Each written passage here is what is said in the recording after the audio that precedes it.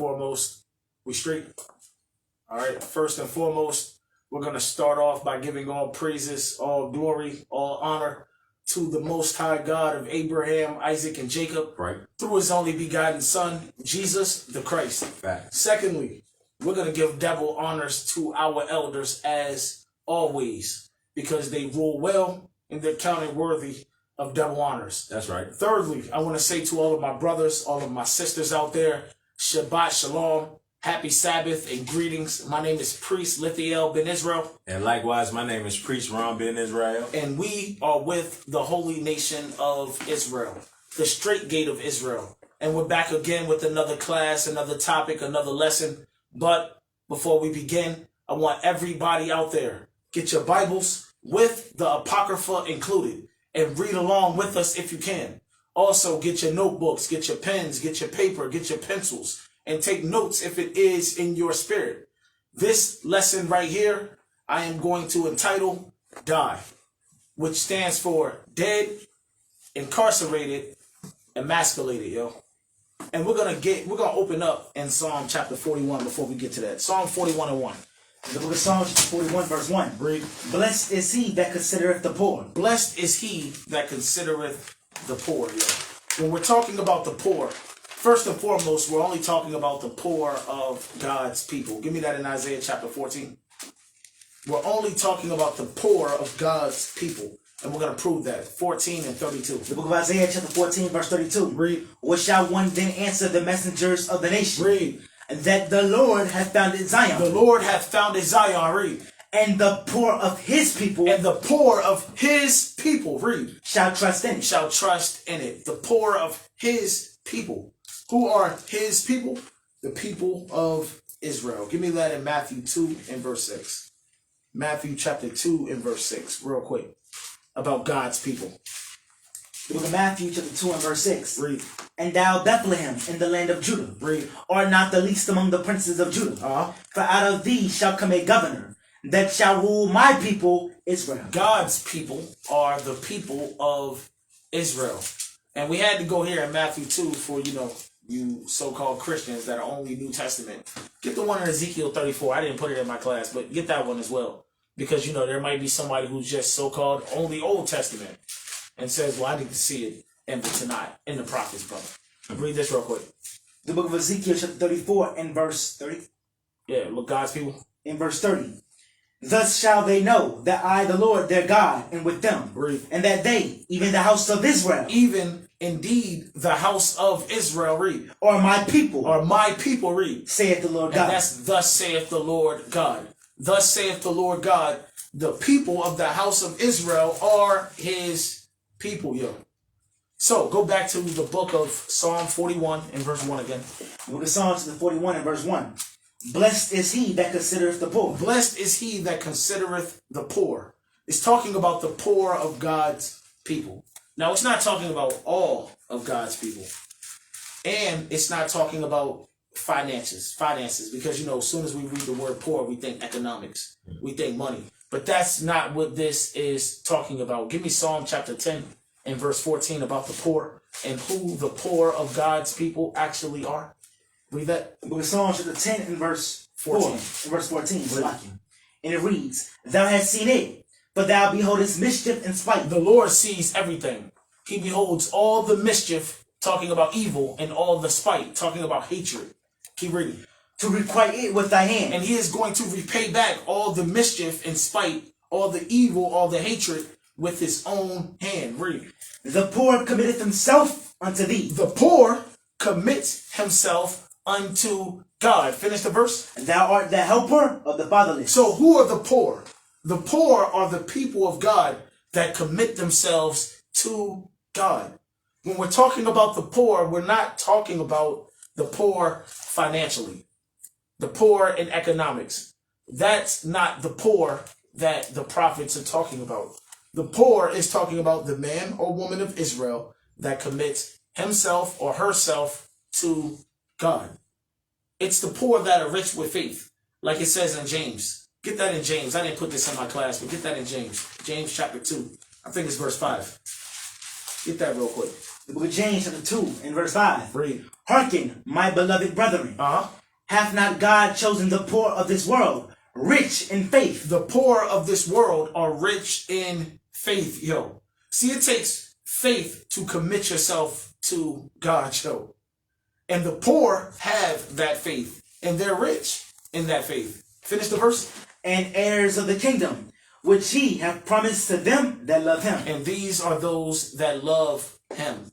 Meaning these are those that keep the commandments. Because to love God is to keep the commandments. Get that real quick. Not in the class, just more of a side note. The book of 1 John chapter 5 verse 3. For this is the love of God. For this is the love of God. Read. That we keep his commandments. And what? And his commandments are not grievous. This is how you love God.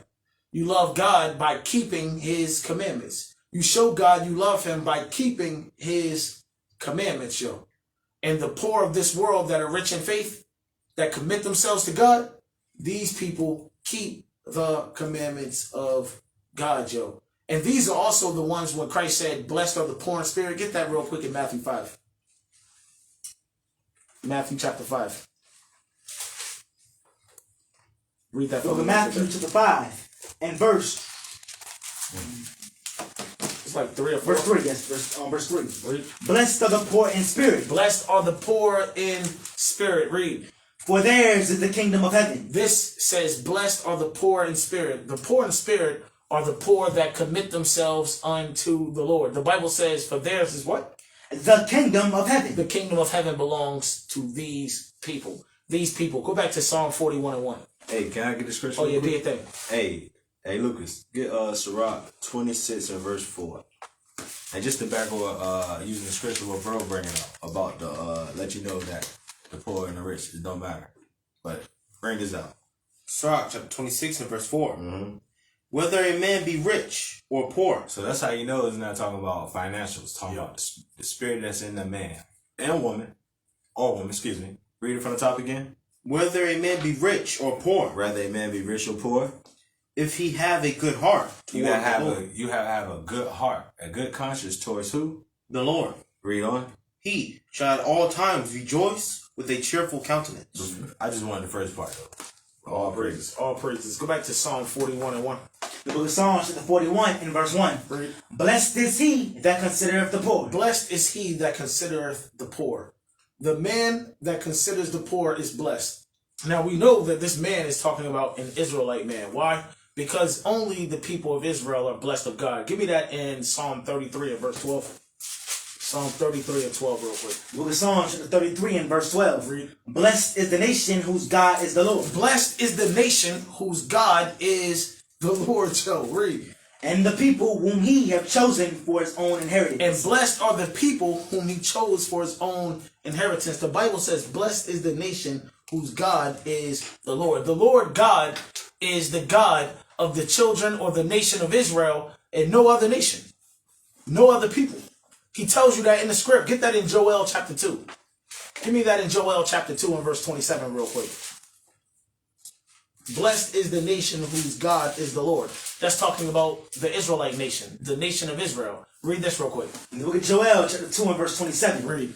And ye shall know that I am in the midst of Israel. You shall know that the Lord God is in the midst of Israel. Read. And that I am the Lord your God and none else. He is the Lord God of Israel and none else. He is not the Lord God of Edom, Moab, Ammon, Ham, Ishmael, or any other nation other than the nation of Israel. Is that the verse? No. Finish the verse. And my people shall never be ashamed. And we're never going to be ashamed to confess that thing right there. Never. Go back to the book of Psalms chapter 33 and verse 12. The book of Psalms chapter 33 and verse 12. Read. Blessed is the nation whose God is the Lord. That's talking about the nation of Israel. The nation of Israel is the only nation that is blessed of the Lord. Keep reading.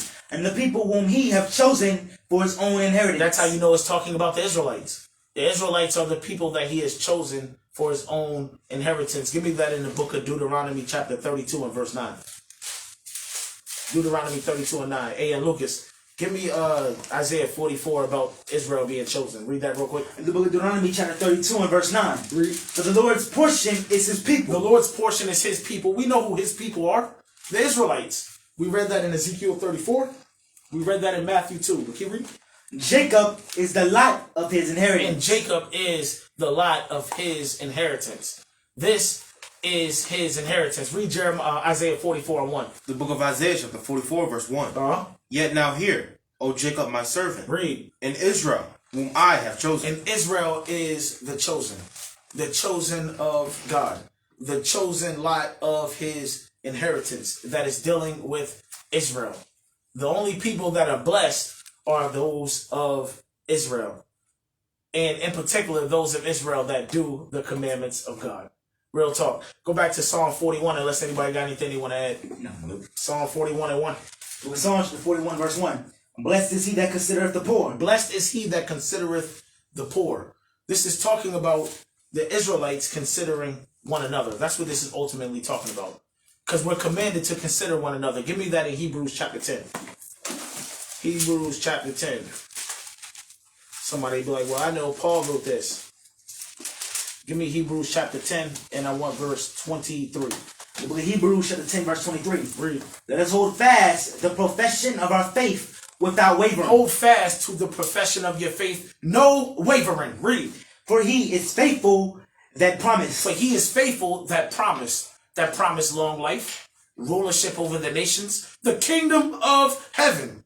He is faithful that promised. Read. Verse 24. Read. And let us consider one another. Let us do what? Consider one another. We are commanded to consider one another. Read. To provoke unto love. To provoke each other to love. What is that love? The keeping of God's commandments, like we read in 1 John 5. Right. That love is the keeping of God's commandments. We are commanded to consider one another and to provoke one another to love. Read. And to good works. And to good works, which goes back into what? The keeping of God's commandments. We are commanded to do this thing right here. And I know somebody be like, that's Paul talking. Give me that real quick in 1 Corinthians chapter 14 before we go back to Psalm chapter 41. You know what I want, right? No. Probably like 37. Yep. The book of 1 Corinthians chapter 14 and verse 37. Read. If any man think himself to be a prophet. A lot of you believe yourselves to be prophets or prophetess. Read. Or spiritual. You believe yourself to be spiritual. Read. Let him acknowledge that the things that I write unto you are the commandments of the Lord. Well, you better acknowledge that the things that Paul writes unto you, unto me, unto us, are the commandments of the Lord. A lot of the things that Paul put in his epistles or letters are commandments from the Lord. Just like what we read in Hebrews chapter 10.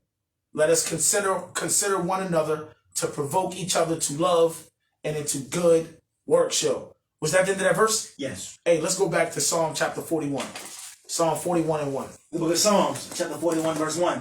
Blessed is he that considereth the poor. The Lord will deliver him in time of trouble. The Lord will deliver that man in time of trouble. This time of trouble is talking about Jacob's trouble. That is the time of trouble it's talking about. And we know that because we know that's when deliverance comes. We know that's when salvation comes. It comes during this time of trouble. Give me that real quick in Jeremiah chapter 30.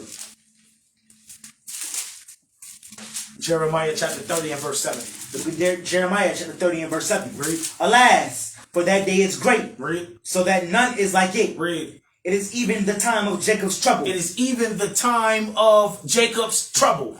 That time of trouble is Jacob's trouble. Read. But he shall be saved out of it. But he shall be saved out of it. See, salvation, deliverance comes at this time of trouble. Jacob's trouble. Give me that in Daniel chapter 12. It says the same exact thing.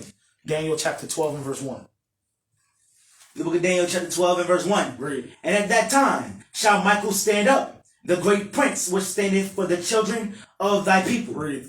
And there shall be a time of trouble. And there shall be a time of trouble, talking about Jacob's trouble. Read. Such as never was since there was a nation, even to that same time. Here we go. And at that time, that time of trouble, read. thy people, Daniel's people, which are the Israelite people, which are the people of God, read. shall be delivered. Shall be delivered. See, deliverance comes at that time of trouble. Jacob's trouble. That's when salvation comes. That's when it comes for the children of Israel. Not all of Israel, but for the children of Israel none the least. What group of the children of Israel, you may ask? Keep reading. everyone that shall be found written in the book. For the Israelites that are found written in the book. This book being the Lamb's book of life, yo. At this time, deliverance comes. Salvation comes, yo. Real talk. Christ said it as well. Give me that one. Give me one more in Matthew chapter 24. Matthew 24 and 29. The book of Matthew chapter 24 and verse 29. Read. Immediately after the tribulation of those days. Immediately after the tribulation of those days. What does the word tribulation mean? Trouble. Great trouble. That's what the word tribulation means. Christ said what? Read it again. Immediately after the tribulation of those days. What tribulation? What great trouble? Jacob's trouble. Christ said immediately after the tribulation or the trouble, the great trouble of those days. Read. Shall the sun be darkened, and the moon shall not give her light. Read. And the stars shall fall from heaven, and the powers of the heavens shall be shaken. And then shall appear the sign of the Son of Man in heaven. And then shall all the tribes of the earth mourn. And then shall all the tribes of the earth mourn. Read. And they shall see the Son of Man coming in the clouds of heaven with power and great glory. Here we go. And he shall send his angels with a great sound of a trumpet. And they shall gather together his elect. Gather together who? His elect. His elect. Read. From the four winds, from one end of heaven to the other. Salvation. Deliverance, yo. He is going to gather his elect at that time of trouble. Immediately after the tribulation of those days. And who are his elect? Give me the precept on the elect real quick. The book of Isaiah chapter 45 and verse 4. For Jacob my servant's sake. Read. And Israel. And who? And Israel. Read. Mine elect. The elect of God. The Israelites. The people of Israel. That is the elect, yo. Go back to the book of Psalm chapter 41 and verse 1. The book of Psalm chapter 41 verse 1. Blessed is he that considereth the poor. Read. The Lord will deliver him in time of trouble. It will deliver him in time of trouble. Jacob's trouble. That's when deliverance comes. Read. The Lord will preserve him and keep him alive. The Lord will preserve him and will keep him alive. Talking about his soul. He will keep his soul alive. Read. And he shall be blessed upon the earth. And he shall be blessed where? Upon the earth. He's going to be blessed upon the earth. He is going to have heaven on earth. See, brothers, we don't have to die to go to heaven, yo. Sisters, we don't have to die to go to heaven. God has promised us heaven on earth, yo. Right. Like the scriptures say in Deuteronomy chapter 11. Give me that real quick. Heaven will be on earth. Oh, in the Lord's Prayer. We will be blessed in the earth. And like it says in the Lord's Prayer, thy will be done in heaven as it is in earth. Or done in earth as it is in heaven, excuse me. Go ahead and read that real quick. The book of Deuteronomy chapter 11 and verse 21. Verse 21. That your days may be multiplied, and the days of your children, and the land which the Lord sware unto your fathers to give them. The Lord sware to give the whole earth to our fathers. Keep reading. As the days of heaven upon the earth. As the days of heaven upon the earth. We are going to have heaven on the earth, yo. That's what we're going to be blessed at. If we endure, if we're among that number, that blessing will be here. Is that that verse? Yes. Hey, give me the one in Proverbs chapter 11 as well. Proverbs chapter 11 and verse 31. The book of Proverbs chapter 11 and verse 31. Behold, the righteous shall be recompensed in the earth. The righteous are going to be recompensed or receive their reward in the earth. Heaven will be on earth. Read. Much more the wicked and the sinner. And the wicked and the sinner, they're going to receive their recompense or their reward on earth as well. And it's not heaven. It is definitely not a heaven. Let's go back to Psalm chapter 41. Psalm chapter 41, and let's read verse 2 again. Psalm chapter 41, verse 2. The Lord will preserve him and keep him alive, and he shall be blessed upon the earth. And thou wilt not deliver him unto the will of his enemies. And thou wilt not deliver him unto the will of his enemies, yo. Who are the enemies? Who are the enemies of the nation of Israel? Give me Nehemiah chapter 5. Nehemiah chapter 5 and verse 9. The book of Nehemiah chapter 5 and verse 9. Read. Also I said, it is not good that ye do. Ought ye not to walk in the fear of our God. There we go. Because of the reproach of the heathen. Of the heathen or enemies. Our enemies, the enemy are the heathens. The heathens are our enemies. heathens are enemies to the nation of Israel. What are heathens? Or what is another word for heathens? Nations. Hey, give me my first folder. Give me my first folder. Folder number 1. Another word for heathen? Nation. Let me know when we good. Let me get the underline. Heathen. People, nation. So the word heathen means people or nation. In the plural, the word heathens means peoples or nations. The heathen are the people of the nations, yo. That's who the heathen are. Read the highlight. Usually used for a non-Israelitish people, and thus has the meaning of Gentiles. The definition for heathen is the same definition for Gentiles. Heathens are Gentiles. Gentiles are peoples, nations. Heathen, yo. Go over. KJV dictionary definition, heathen. Go over. Read that real quick. Heathen. 1. A pagan, a Gentile, one who worships idols. A heathen is a pagan Gentile, an idol worshiper, yo. That's what a heathen is. A pagan Gentile idol worshiper. Read. Or is acquainted Or is unacquainted. Salakia, with the true God. Or one that is unacquainted with the true God. That would be the pagan Gentile who worships idols. They are unacquainted with the true God. They don't know the true God. Keep reading. In the scriptures, the word seems to comprehend all nations except the Jews or Israelites. So the word heathen is used to comprehend or to talk about all the nations except the Jews or the Israelites. Now we know sometimes in the Bible, the Jews and the Israelites are called Gentiles. They are called heathens, yo. Why? Because sometimes you read about the Jews or the Israelites worshiping idols, living like Gentiles, living like heathens, yo. Now, keep reading.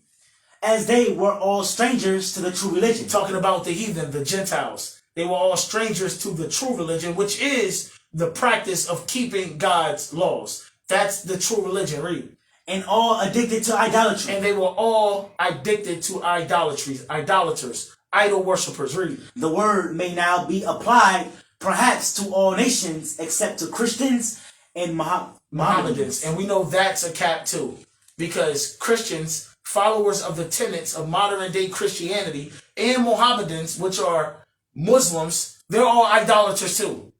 So the word heathen definitely applies to them as well. They're idolaters. Christians that are that follow Christianity, they bow down and worship that idol you know is the cross. Mohammedans, followers of Islam, Muslims, they bow down and worship that idol we know as the Kaaba stone. So they are heathens as well. Read the next one. Heathen, without the plural termination, is used plurally or collectively for Gentiles or heathen nations. Or heathen nations. So ultimately, the heathen are the Gentiles. Ultimately, the heathen are the nations. Our enemies, the heathen, are our enemies, the nations. Give me that real quick in Numbers chapter 24 and verse 8. Numbers 24 and 8. The book of Numbers, chapter 24 and verse 8. God brought him forth out of Egypt. He had as it were the strength of a unicorn. He's talking about the nation of Israel. God brought forth the nation of Israel out of Egypt with the strength of a unicorn. The unicorn, the rhinoceros. But keep reading. He shall eat up the nations. He shall what? He shall eat up the nations. This is future prophecy. We are going to eat up the nations. Read that again. He shall eat up the nations. Read. His enemies. His enemies. The nations, the heathen nations, are the enemies to Israel. Read. And shall break their bones and pierce them through with his arrows. This is all future prophecy. Future prophecy. But the Bible is telling you that the nations are the enemies to the nation of Israel. That's who they are. That's who they be. Give me Psalm 106 and verse 40. The book of Psalms, chapter 106 and verse 40. Read. Therefore was the wrath of the Lord kindled against his people, Uh-huh. and so much that he abhorred his own inheritance. Wherefore the wrath of the Lord, or therefore the wrath of the Lord was kindled against his own people, and he abhorred his inheritance. Hey, give me Psalm chapter 78 and verse 70 about his inheritance. I know we read it earlier, but let's get another precept to show you who his inheritance is. Because we got two precepts for who his people were earlier in the class. In Ezekiel 34, Matthew 2 and 6. So let's get another precept about his inheritance. Read this. The book of Psalms, chapter 78 and verse 71. No, read 70 and 71. So like in verse 70. He chose David also, his servant, and took him from the sheepfold. Read. From following the ewes, great with young, he brought him to feed Jacob his people. He brought David to feed Jacob his people. Read. And Israel. And who? And Israel. Read. His inheritance. And Israel his inheritance. So once again, he's telling you who his people are. It's the people of Jacob. And once again, he's telling you who his inheritance is. It is Israel, which are the people of Jacob. Yo. So we go back to Psalm chapter 106 and verse 40 again. The book of Psalms, chapter 106 and verse 40. Read. Therefore was the wrath of the Lord kindled against his people, and so much that he abhorred his own inheritance. Why was the wrath of the Lord kindled against his people? And why did he abhor his own inheritance, yo? Well, jump up to verse 34 and let's find out. Verse 34. They did not destroy the nations concerning whom the Lord commanded them. He's talking about his own people. His people did not destroy the nations that they were commanded to destroy. And he's talking about those nations that you read about in Deuteronomy 7. Give me that real quick. Deuteronomy chapter 7 and verse 1. About the nations we were commanded to destroy. Read this real quick. The book of Deuteronomy chapter 7 and verse 1. Uh-huh. When the Lord thy God shall bring thee into the land, whither thou goest to possess it. Read. And has cast out many nations before thee. Uh-huh. The Hittites. The Hittites. And the Girgashites. Read. And the Amorites. And the Canaanites. And the Perizzites. And the Hivites. And the Jebusites. Read. 7 nations. 7 nations. Read. Greater. And mightier than thou. And mightier than we. Read. And when the Lord thy God shall deliver them before thee. The Lord said when he delivers these 7 nations that are greater and mightier than us, when he delivers them before us, read. And thou shalt smite them and utterly destroy them. He said thou shalt smite them and utterly, meaning totally, completely destroy them. Read. Thou shalt make no covenant with them. Make no covenant with them. Read. Nor show mercy unto them. And nor show mercy unto them. The Lord commanded us to utterly, meaning totally and completely destroy those nations. But as you know, we didn't utterly, totally, completely destroy those nations. Was that the end of that verse? That was verse 2, yes. Hey, go back to the book of Psalm chapter 106 and verse 34. The book of Psalms, chapter 106, verse 34. They did not destroy the nations concerning whom the Lord commanded them. We didn't keep that commandment. We did not destroy those nations that the Lord commanded us to destroy. Read. But were mingled among the heathen. Contrary-wise, we mingled ourselves among the heathen. We mingled ourselves with them, even up to the point of marriage. We started to give our sons to their daughters and take their daughters to our sons, yo.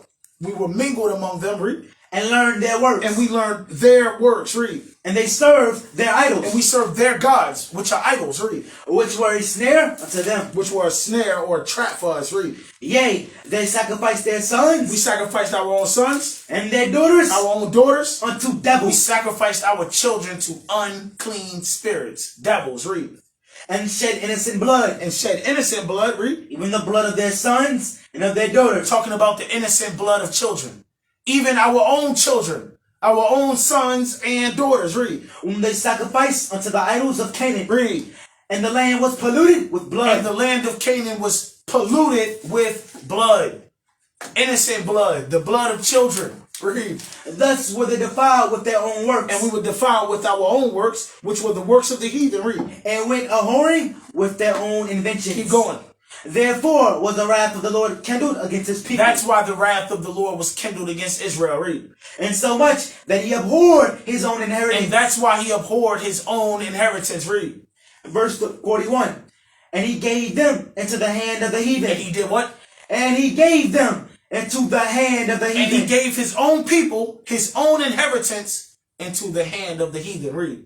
And they that hated them ruled over them. And the heathen, those that hated them, hated the Israelites, ruled over them, ruled over the Israelites. And you know what this goes back to? The curses. It goes right back to the curses. Give me Leviticus chapter 26. Leviticus chapter 26. Start at 13 so we know who he's talking to. The book of Leviticus chapter 26 and verse 13. Read. I am the Lord your God, which brought you forth out of the land of Egypt. The Lord is talking to the Israelites. He is the Lord God of the Israelites. He brought forth the Israelites out of the land of Egypt. He's talking to the Israelites. Read. That ye should not be their bondmen. That we should not be slaves in Egypt or slaves to the Egyptians anymore. Read. And I have broken the bands of your yoke and made you go upright. But if ye will not hearken unto me, Read. and will not do all these commandments, Read. and if you despise my statutes, or if your soul abhor my judgments, so that ye will not do all my commandments, Read. but that ye break my covenant, I also will do this unto you. I will even appoint over you terror. The Lord said, I will appoint over you terror. The Lord put the nations over us. You know what the nations are? Terrorists. That's what they are. The Lord said, I will appoint over you terror. Read. Consumption. Consumption, meaning you're going to be consumed. Read. And the burning and the burning ague. That's going into sickness, diseases. And those are all types of diseases, including mental diseases. Mental sickness, mental illness. Read. That shall consume the eyes. That shall consume the eyes. And cause sorrow of heart. That's how you know that that ague also goes into mental disease as well. Cause sorrow of heart, depression, anxiety, things like that. Keep reading. And ye shall sow your seed in vain. And you shall sow your seed in vain. That's twofold. First and foremost is talking about your children. Your children are your seed. And secondly, is talking about the fruit of your land. He said you would sow your seed in vain. Read. For your enemies shall eat it. Because your enemies are going to eat it up. They're going to eat up all of your seed. Read. And I will set my face against you. And ye shall be slain. Ye shall be what? Slain. Slain means murdered, killed. Read. Before your enemies. Before who? Your enemies. Before your enemies. You are going to be murdered and killed and slain in the face of your enemies. In the face of the heathen, the nations. Read. And they that hate you. And those that hate you. Shall reign over you. Shall reign or rule over you. Finish the verse. And ye shall flee when none pursueth you. That's exactly what we just read in Psalms chapter 106. Let's go back to that. Psalm chapter 106 and verse 41. The book of Psalms, chapter 106. Or was it 40? It was verse 40. Psalms. Read that for me. Verse 40. Therefore was the wrath of the Lord kindled against his people. And so much that he abhorred his own inheritance. Read. And he gave them into the hand of the heathen. And he gave them, his people, his inheritance, into the hand of the heathen, the enemy. Read. And they that hated them. And those that hated them, read. Ruled over them. Reigned over them. Yo. That goes right back to the curse we just read in Leviticus 26 and 17. They that hate you shall reign or rule over you, yo. Now let me show you something about these curses, though. Give me Deuteronomy chapter 28 and 45. Deuteronomy 28 and 45. Deuteronomy chapter 28 and verse 45. Read. Moreover, all these curses. All these what? These curses. All these curses. Talking about the curses of God. Read. Shall come upon thee. Shall come upon you. And shall pursue thee. And shall pursue you. And overtake thee. And overtake thee. Talking about the Israelites. Read. Till thou be destroyed. Till the Israelites are destroyed. Read. Because thou hearkenest not unto the voice of the Lord thy God. And this is the reason why the curses came upon the children of Israel. It's because we refuse to hearken or listen to the voice of the Lord our God. Read. To keep his commandments. To keep his commandments. Read. And his statutes. And his statutes. Which he commanded thee. Which he commanded to us. Read. And they shall be upon thee for a sign. And they, talking about the curses, they shall be upon you, Israelites, for a sign. And for a wonder. And for a wonder. And upon thy seed. And upon thy seed. Forever. How long? Forever. Forever, yo. These curses are upon the children of Israel forever. Forever. These curses are continual. They're perpetual, yo. They are perpetual. Meaning what? They happen over and over and over again. Can't outrun them. You can't outrun them. Remember the scriptures say God likens his judgment to a ring. Give me that, yeah. 2 Ezra 5 and 42. God likens his judgment to a ring. Get that real quick. The book of 2 Ezra, chapter 5, verse 42. Read. And he said unto me, I will liken my judgment unto a ring. Read. Like as there is no slackness of the last, even so there is no swiftness of the first. God's judgment is like a ring. A ring is a circle.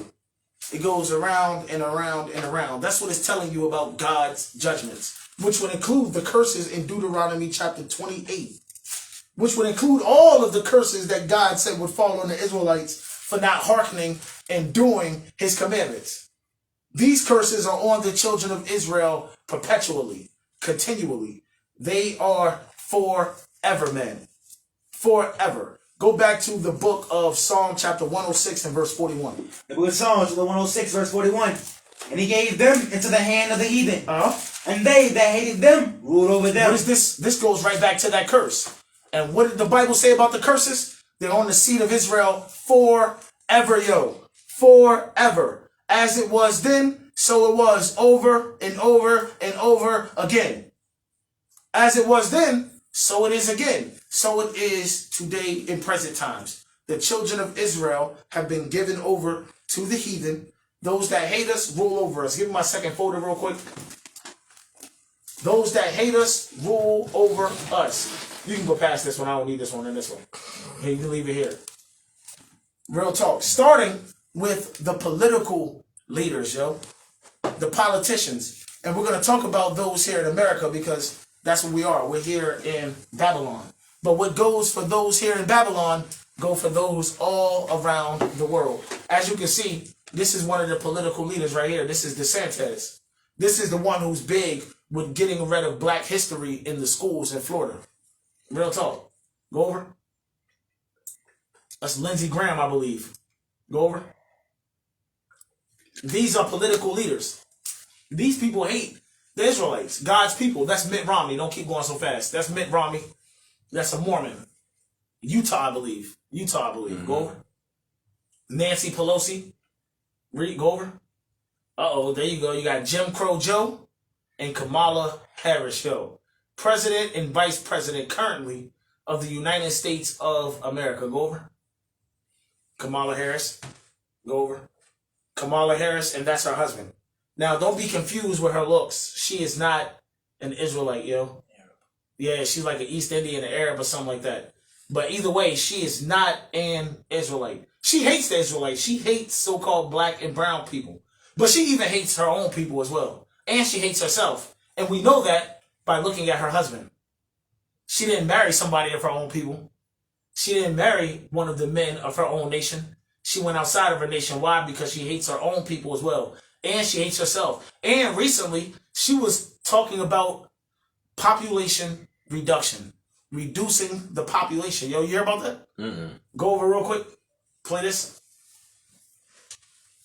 And so we set an ambitious goal to cut our greenhouse gas emissions in half by 2030 and to reach net zero emissions by 2050.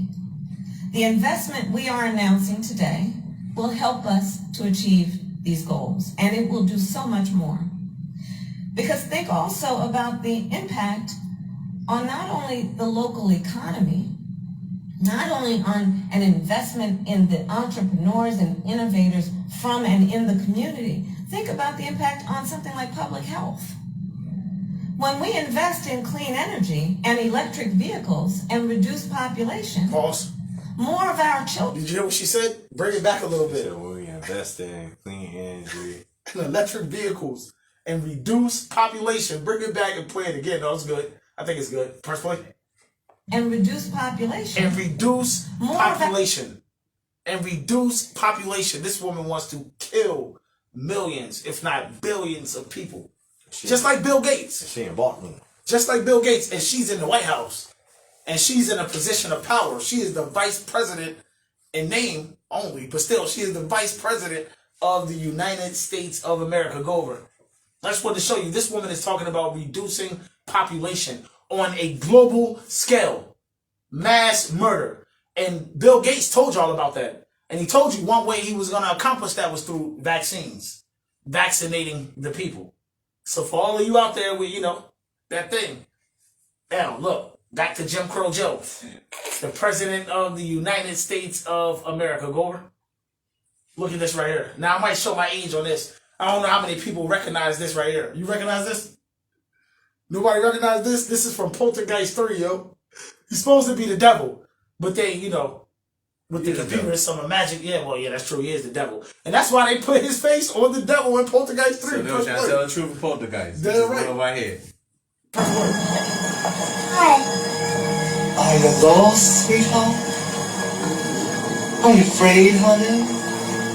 Somebody out there recognizes Why this don't you movie. come with me? Oh, I'll sing you a song till your mommy comes back. God is in His holy earthly fall. Be silent now. Hey, they showed Jim Crow Joe as the devil because he is the devil. Go over. Let's play this one as well. I just thought this one was funny. Is it good to see that? More than half the women in my administration are women. Half the women in my administration are women.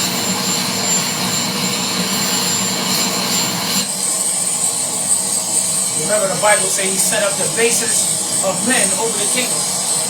This is the epitome of the basis of men being set up over the kingdom, Joe.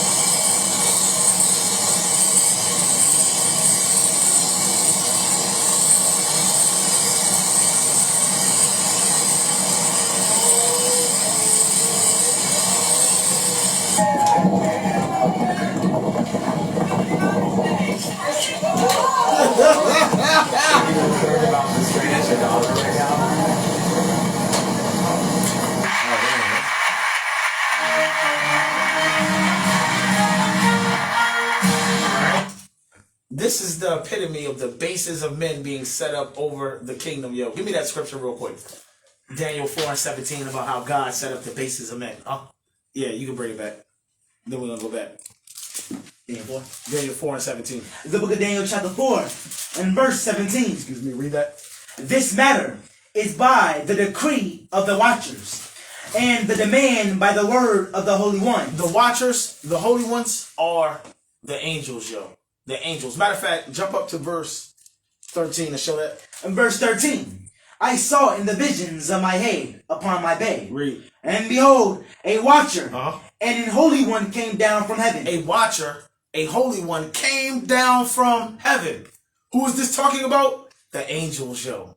The angels. Go back to verse 17. Verse 17, and this matter is by the decree of the watchers, and the demand by the word of the Holy One. Talking about the angels, read. To the intent that the living may know that the Most High ruleth in the kingdom of men, The Most High rules in the kingdoms of men, read. and giveth it to whomsoever he will, And he giveth the kingdoms of men over to whomsoever he wills, read. and setteth up over And he it sets up over the kingdoms of men, read. the basis of men. The basis of men. Joe Biden is an example of that. The epitome of that. But you know the Bible says, as is the judge, so is the officers. So it's not just Joe Biden, man. It trickles all the way down. All the way down. All the leaders that are set up over the kingdoms of this world. Specifically, we're talking about here in the United States of America. They are the basis of men. The basis of women. Go back to my videos real quick. Back to my videos. I want to play this next one. Let me know when we good.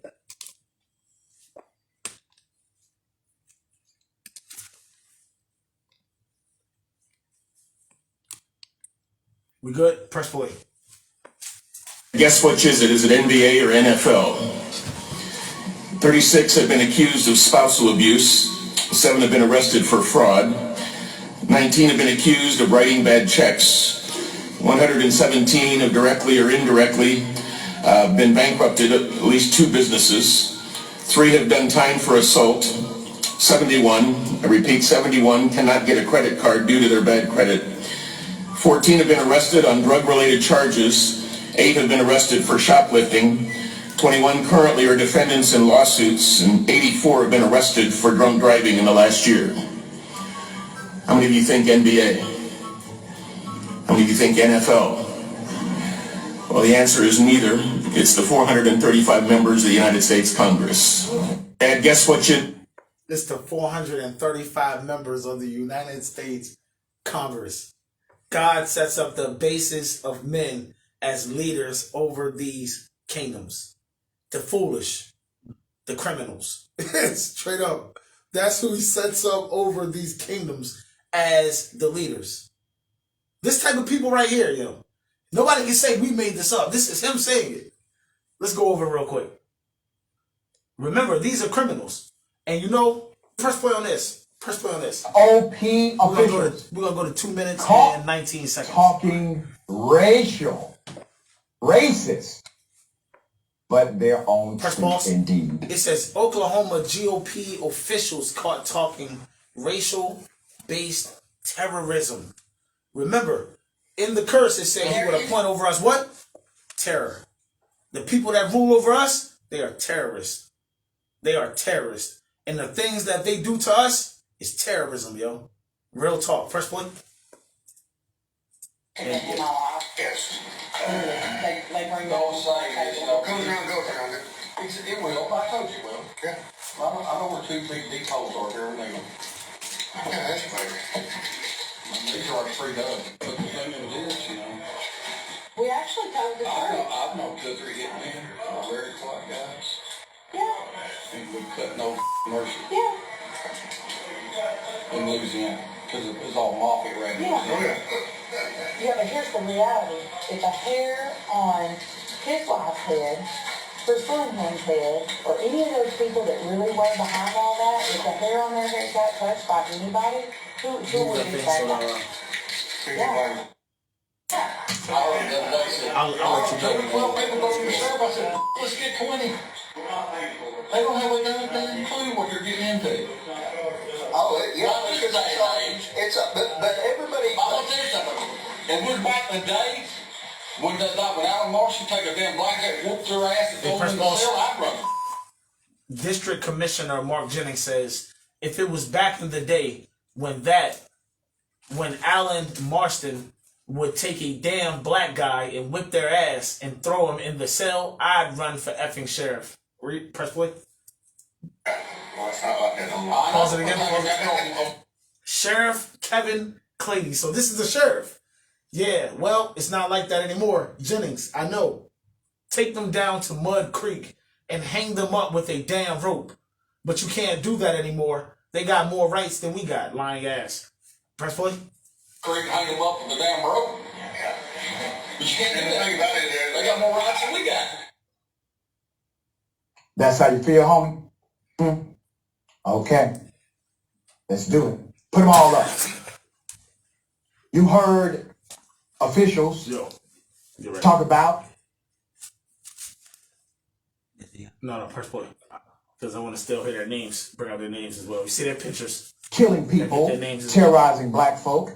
How many hitmen they actually know. And what they would prefer to do to black people overall. The officials come from Oklahoma, right? They were involved in the recording. You have Sheriff Kevin Clardy.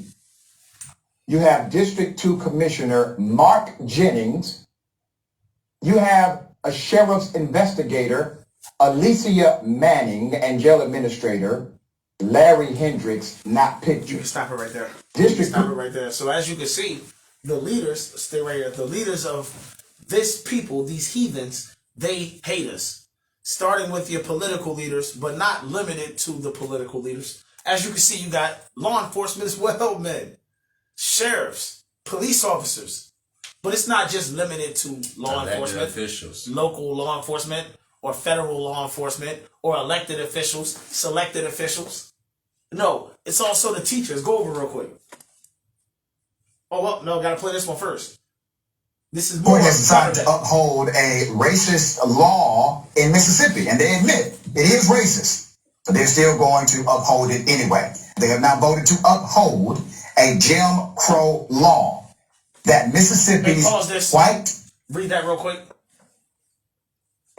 The 5th U.S. Circuit Court of Appeals voted to uphold a Jim Crow law that Mississippi's white supremacist leaders adopted in 1990. So they voted to uphold the law from 1890? From 1890, yo. A white supremacist, a law that was adopted by white supremacist leaders. Read. In an attempt to disenfranchise black residents for life. White lawmakers designated certain crimes that they believed black people were more likely to commit as lifelong disenfranchising crimes. So, white lawmakers, Edomite lawmakers, they looked at crimes and considered what crimes black people were more likely to commit, and they made those crimes felonies. Felonies, yo. And said that those crimes and those felonies are going to be lifelong, so that people would be disenfranchised, yo. Press play. Supremacist leaders adopted in 1890 in an attempt to disenfranchise black residents for life. White lawmakers designated certain crimes that they believed black people were more likely to commit. The court's conservative majority admitted that the Jim Crow law was steeped in racism. They admitted it. The Mississippi Speaker of the House, James Berman, said, and I quote, Mississippi's constitutional convention of 1890 was held for no other purpose than to eliminate the N-words from politics. Same game, same plan, different format, different land. Same thing, ladies and gentlemen. Now, we at HNOI, we don't advocate for politics. We'll tell you politics is trash.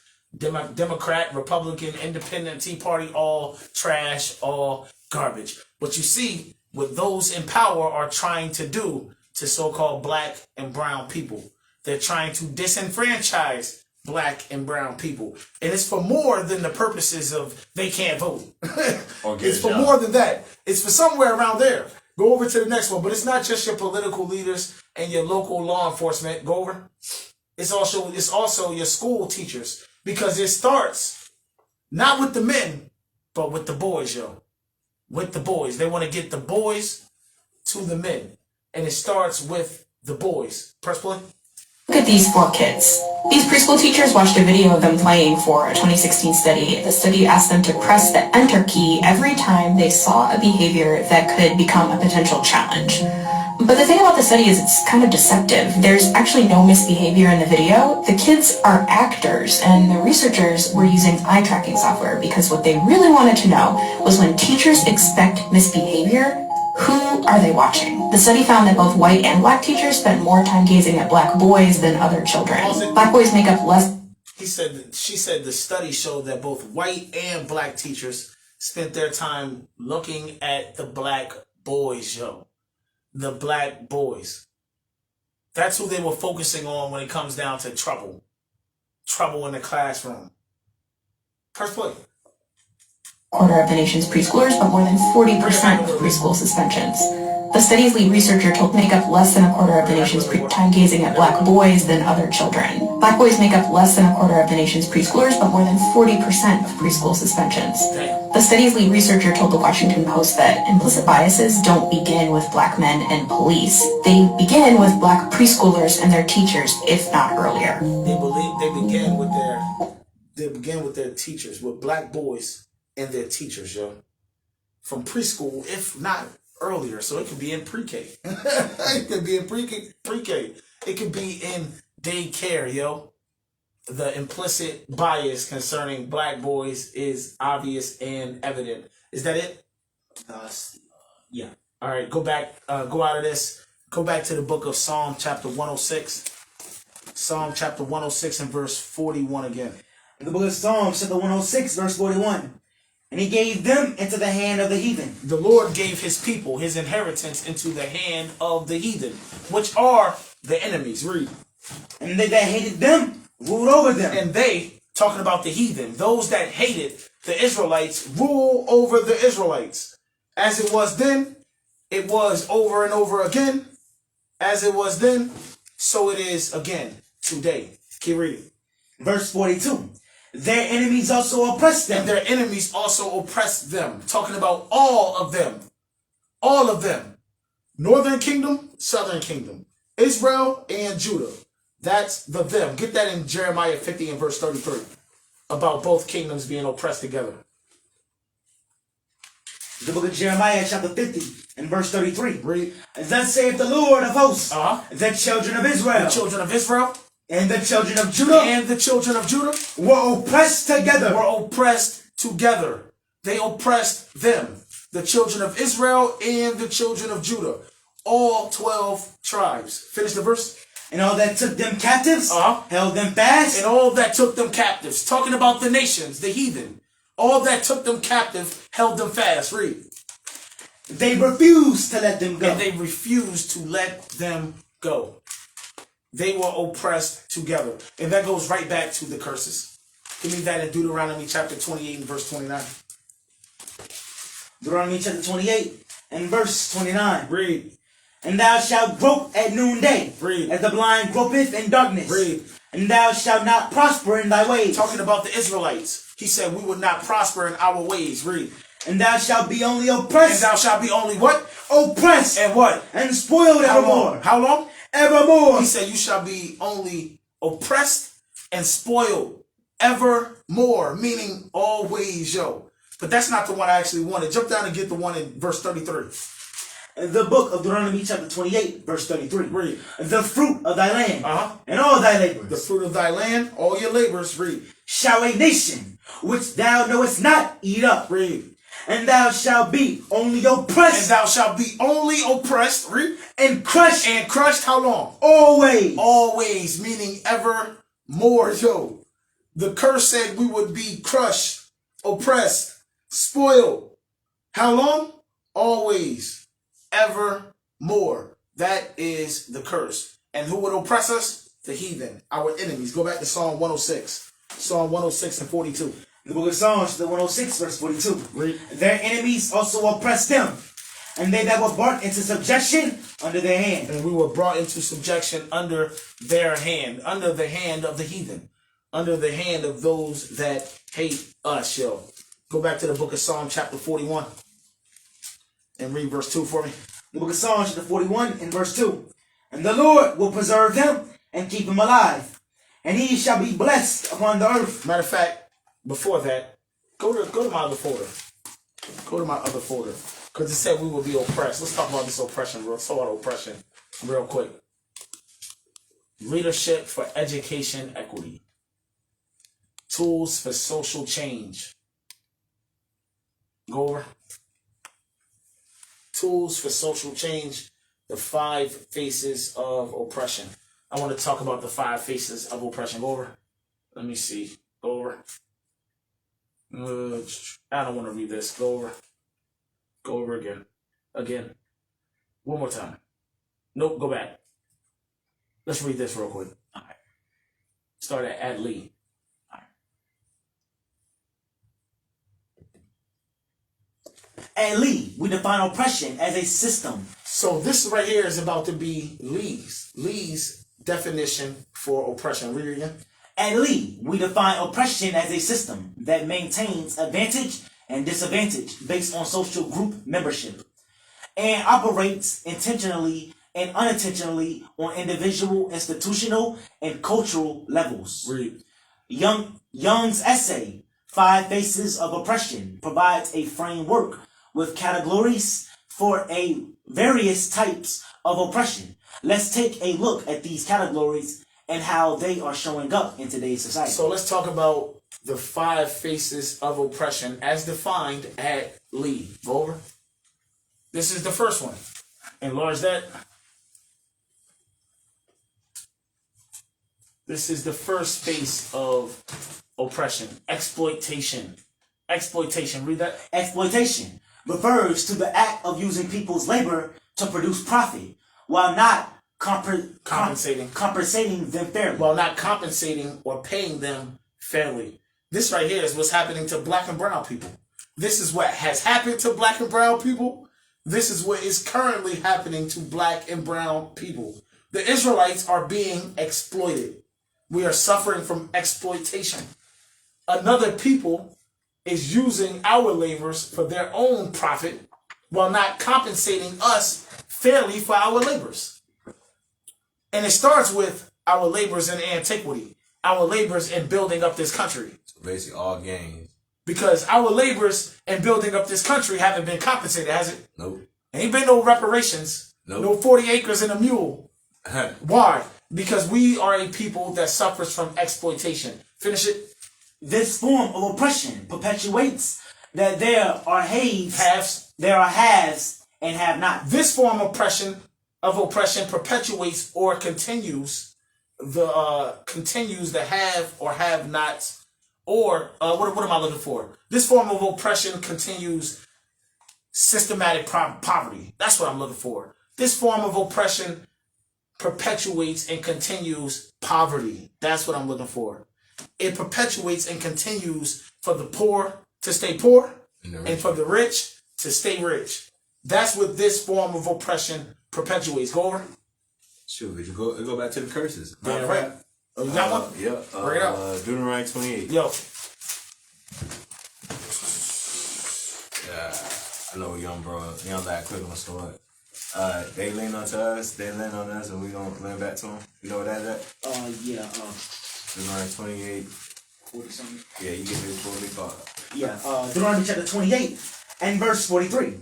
The stranger that is within thee shall get up above thee very high. And the stranger is talking about in this verse is talking about the other nations outside of the nation Israel. Those are the strangers.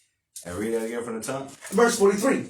The stranger that is within thee shall get up above thee very high. So it's going to be a point in time that this prophecy is going to fulfill itself to where strangers are going to get above thee, and they're going to get, when they come above, they're going to be very high up there. Read. And thou shalt come down very low. And at that time, when they get all high, we're going to come down very low. So low, we're going to be at the poverty line. If some of us are already not in poverty. Read. Verse 44.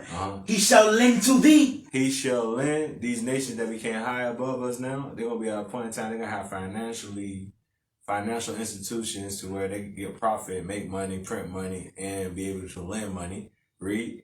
And thou shalt not lend to him. We're going to be so much out low, we're going to have no type of financial institution to make money, print money, to have currency, make our own currency, make our own way, because we're going to be at so low. Read.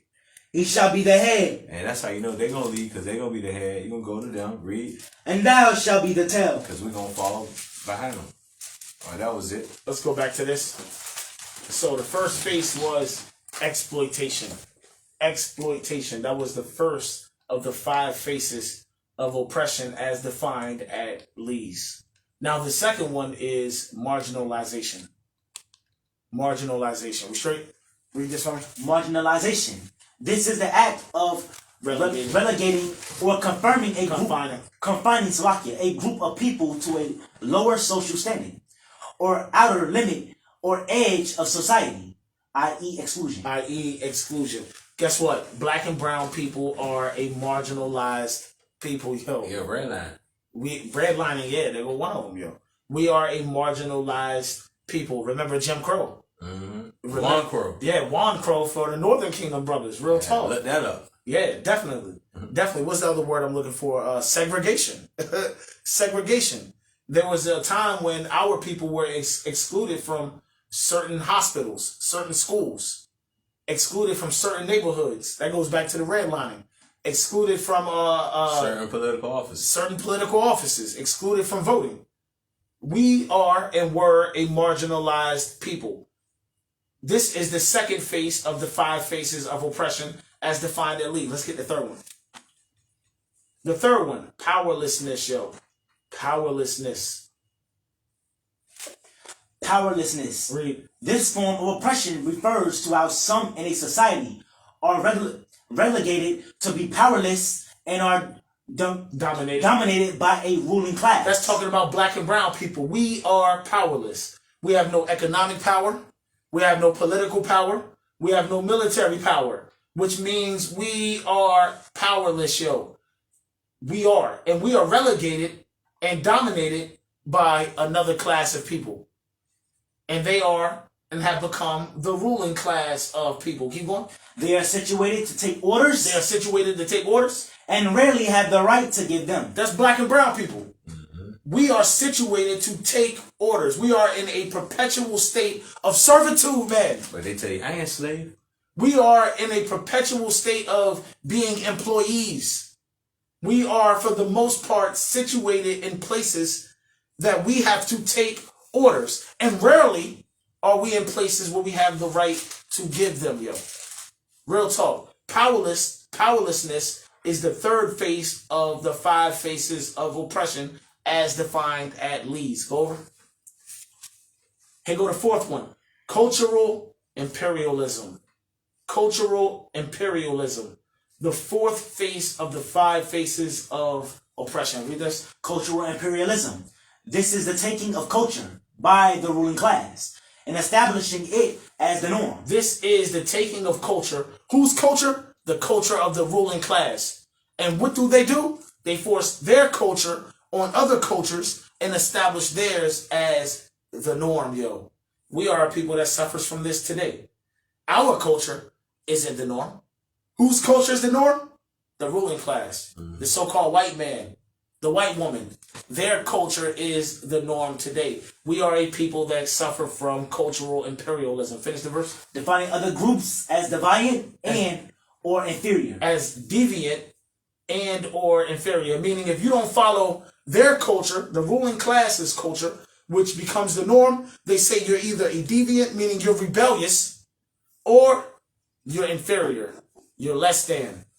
That's the reason why you don't follow their culture. That is cultural imperialism. Go over. Let's get the 5th face of the 5 faces of oppression as defined at Lee. And it says the 5th face is violence.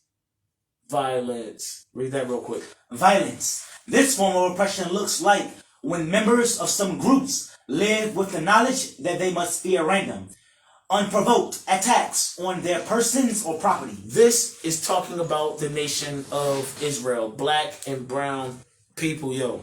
Blacks and Hispanics. We are the people that is exploited, marginalized, powerless, suffering cultural imperialism and what? And violence. Violence from those that rule over us, yo. That violence can be seen in the forms of lynching or the police brutality that you see today. We suffer from violence. Was that it? Yes. All praises. Let's go from there. Let's go to Psalms chapter 41 and 2 now. The book of Psalms, chapter 41, verse 2. The Lord will preserve him and keep him alive, and he shall be blessed upon the earth, and thou wilt not deliver him unto the will of his enemies. Jump down to 5. Verse 5. Mine enemies. Who? Mine enemies. Mine enemies. Talking about the heathens, the other nations. Mine enemies. Read. Speak evil of me. Speak evil of me, yo. The heathen, the other nations speak evil of the children of Israel.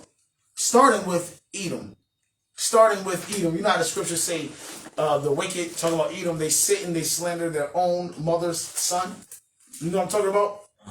Get that for me. It's Psalms chapter 50. Since I mentioned it, I ain't put it in the class, but get that anyway. Get that in Psalms chapter 50. Verse 16. And start at 16. The book of Psalms, chapter 50 and verse 16. But unto the wicked, God saith. Unto the wicked. The wicked is talking about Esau, Idumea, Edom. That is the wicked first and foremost. Read it again. But unto the wicked, God saith. Read. What hast thou to do to declare my statute? Or that thou shouldest take my covenant in thy mouth? God hates when the wicked has his covenant, his Bible, his word in their mouth. But keep reading. Seeing thou hatest instruction, and casteth my words behind thee. They hate God's instruction, so they cast his words behind. Read. When thou sawest a thief, then thou contendest with him. Consentest with him. Read. And hast been partaker with adulterers. Here we go. Read. Thou givest thy mouth to evil. They give their mouth to evil. Read. And thy tongue frameth deceit. And their tongue speaks lies. It frames deceit. Read. Thou sittest and speakest against thy brother. Thou sittest and speakest against thy brother. Thou slanderest thy own mother's son. So Esau, starting with Esau, they speak evil against us. Us. This is why the Bible calls them the accuser of the brethren. Give me that in Revelation 12. Revelation chapter 12. Revelation chapter 12, and I want verse 10. The book of Revelation chapter 12 and verse 10. And I heard a loud voice saying in heaven, Now is come salvation and strength in the kingdom of our God and the power of his Christ. Read. For the accuser of our brethren. For the accuser of our brethren. This is talking about Esau, Edom. In this chapter, they're called the devil and Satan and that old serpent or dragon, a great red dragon. This is that accuser. It says the accuser of our brethren. Read. Is cast down. which accuse them before our God day and night. Go back to the book of Psalm chapter 41 and verse 5. It was Psalm chapter 41 verse 5. Mine enemies speak evil of me. The enemy speaks evil of us. Starting with Esau, Idumea, Edom, but not limited to Esau, Idumea, Edom. He's talking about all the nations. The heathen. They all speak evil of us, yo. And it goes back to the curse. Give me that in Deuteronomy 28. It just popped in my mind. Deuteronomy chapter 28 and verse 37. Book of Deuteronomy chapter 28 and verse 37. And thou shalt become an astonishment. Talking about the Israelites. We have become an astonishment. Read. And a proverb. And a what? A proverb. A proverb. We have become a proverb. Read.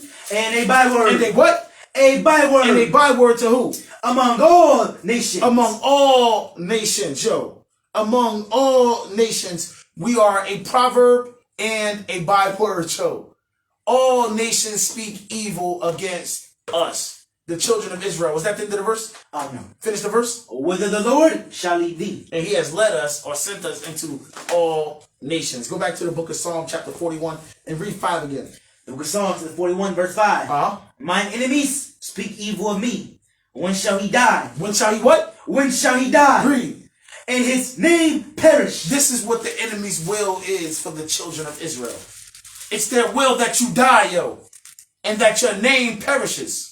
That is the will of the enemies of the nation of Israel. They want us to die. First and foremost, meaning they want us dead. I'm talking about dead, buried, in the grave. But if they can't get you dead, they want you incarcerated.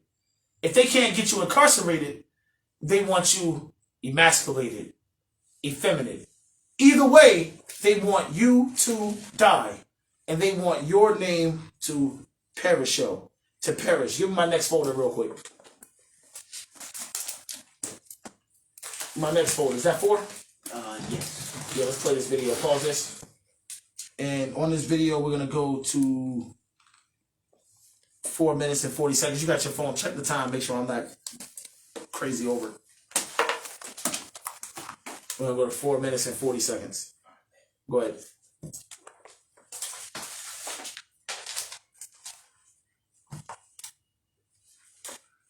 You gotta turn it up. No volume for some reason. They held the legal status of servant. Bring it back. Pause. This is called Equal Justice Initiative Presents Slavery to Mass Incarceration. Press play. In 1619, when the first Africans were brought to the British colonies by ship to Jamestown, Virginia, they held the legal status of servant. But as the region's economic system became increasingly dependent on forced labor, we descended into slavery. The institution of American slavery developed as a permanent, hereditary system centrally tied to race.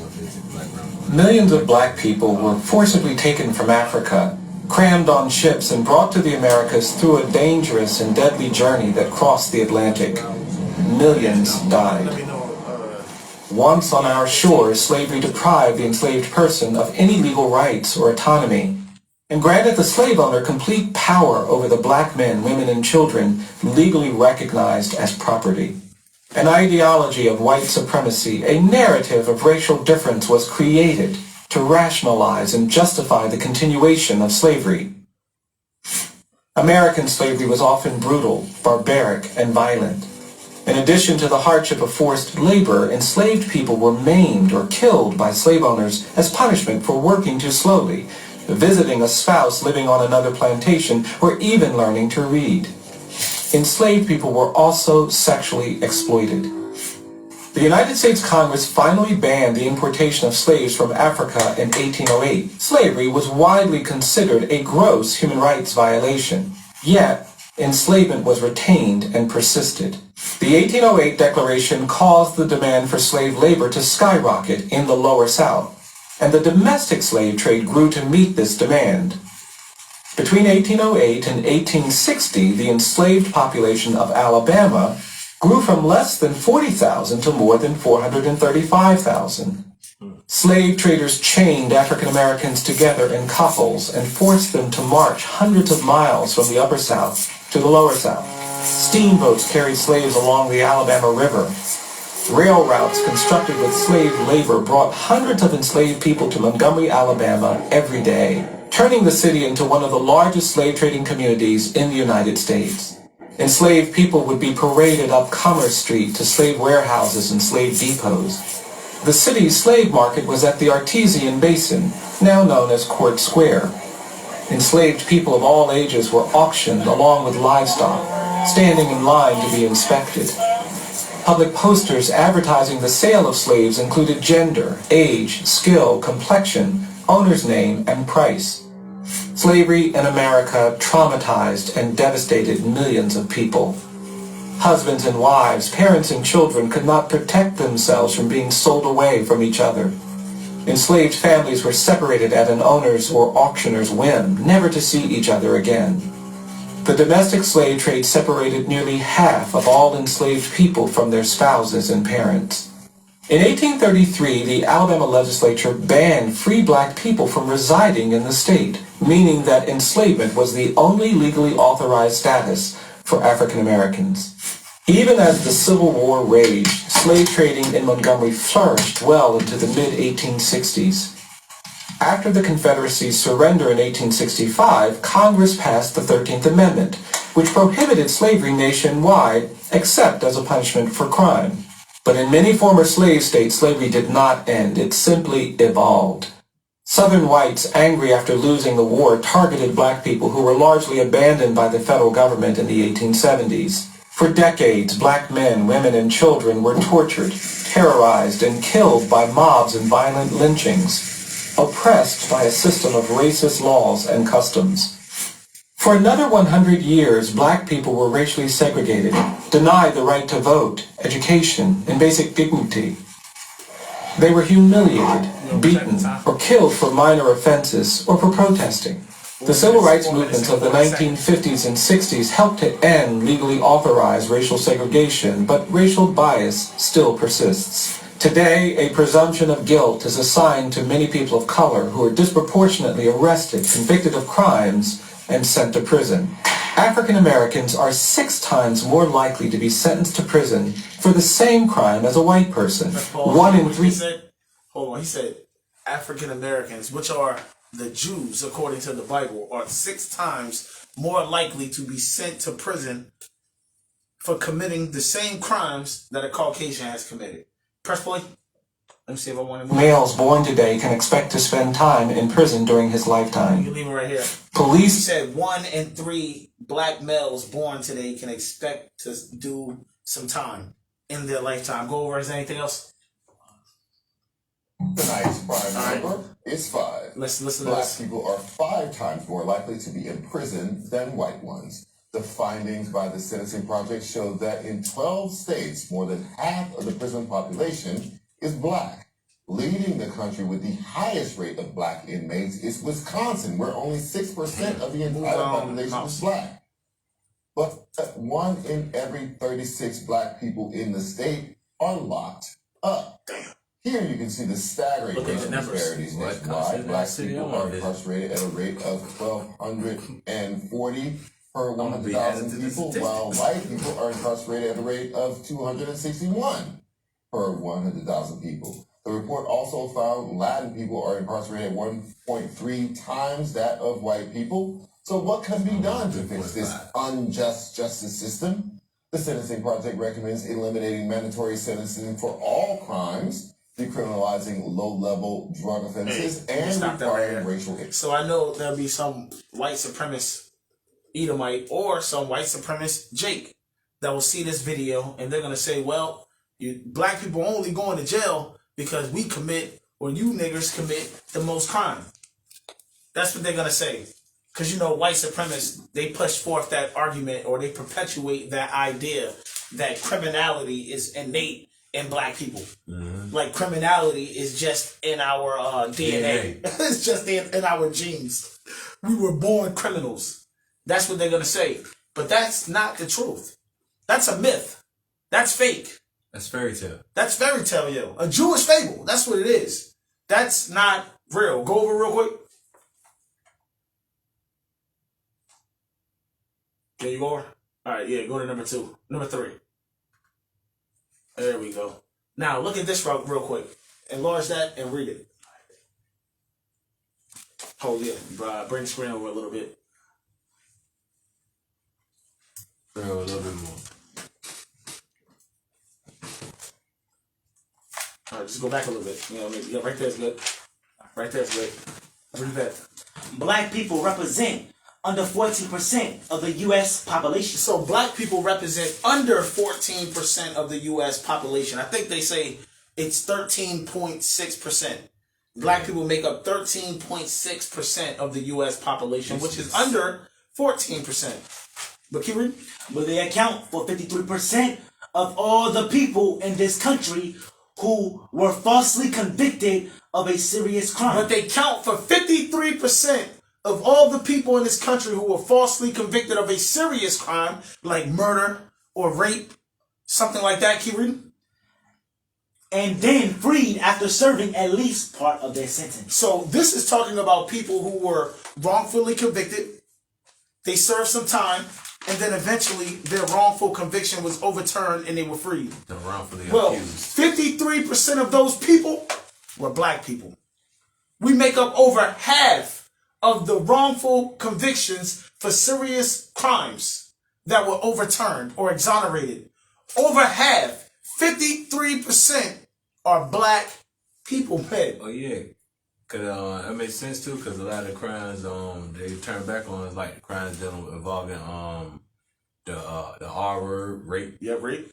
And so on. So I'm just leaving that one because that's a big one amongst our community that either the stranger throw at us and even our own sisters throw at us. So they say that criminality is inbred in our DNA. We're born criminals.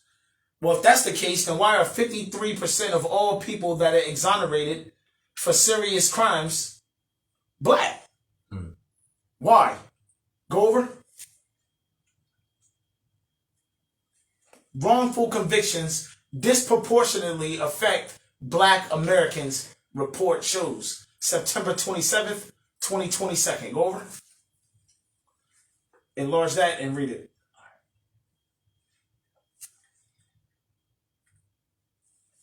Bring it down a little bit. Lower it a little bit. That's good enough. The exonerations. The exonerations report has some disturbing numbers on the rate of exonerations.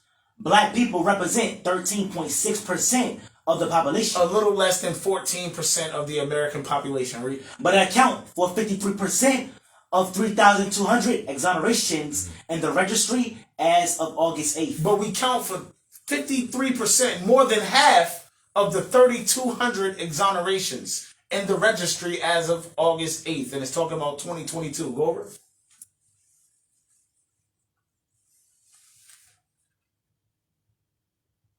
Read that.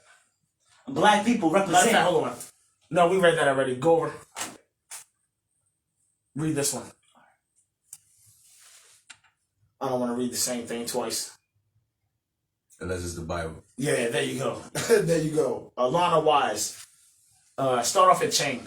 Chang. So what did this report find exactly regarding exoneration rates? Wise. So the report found that black Americans are about 7 times more likely than white people to be wrongfully convicted of 3 major crimes. Black Americans are 7 times more likely to be wrongfully convicted of 3 major crimes. 7 times more likely to be wrongfully convicted of 3 major crimes. Let's see what they are. Read. So that's homicide. That's murder. Sexual assault. Which would include rape or rape. Read. And drug offenses. And drug offenses, yo. They're telling you black Americans are 7 times more likely to be wrongfully convicted of homicide, sexual assault, drug offenses. Read. Reasons for that range from things like deliberate police misconduct, to the fact that a lot of times people have a really hard time identifying individuals who are of a different race than they are. They're trying to say all blacks look alike. That's what they're trying to say right there. All blacks look alike. That's what they're saying right there. No matter what your profession is. No matter how tall or short you are, how light, dark, they say all black people look alike. But the point is, black Americans are 7 times more likely than white people to be wrongfully convicted for homicides, sexual assault, drug offenses. But they say that we are just born criminal. Criminality is in our DNA. No. It's not that criminality is in our DNA or we're born criminal. It's that this system is set up to make us criminals or to convict us of crimes that we haven't committed. The system is designed to put niggas in jail. That's what I'm saying. To put the spotlight on us and take the spotlight out on them. Because if you go into it, white people probably commit the most murders, which they do and their history shows it. Yep. The most sexual assaults, which they do, their history shows it. Yep. And the drug offenses. How did drugs get over here? Uh-huh. How? What black man got a boat, got a ship? You know how you in the spirit? Because in this class, guess what we're about to talk about? How the drugs got over here, yo. Real talk. Go over. The myth of black criminality, separating fact from fiction. The myth of black criminality. The idea that black people are born criminal, inherently, innately criminal. That thing is a myth. Let's separate fact from fiction. Go over. Read that for me when you get it. For far too long, black Americans have been stereotyped, thank you, as criminals. The media has played a significant role in perpetuating this myth. So American media, Edomite media, has played a major role, a significant role in perpetuating the myth that black Americans are criminals, inherently criminals. You can thank the media for that. Hollywood has something to do with that. Real talk. The late night news, NBC, CNN, BT, MTV. The media has something to do with that. They have a major part in perpetuating that myth. And politicans. And politicians and law enforcement agencies have reinforced it. So it's not just the media, it's your politicians, meaning your political leaders, and law enforcement agencies. Whether those be local law enforcement, federal law enforcement, police, court systems, including your judges, your lawyers, district attorneys, commonwealth, prosecutors. They have also reinforced that myth, that stereotype of blacks being inherently criminal. The myth of black criminality is false and harmful, and it is time to separate fact from fiction. Go over. I'll read it.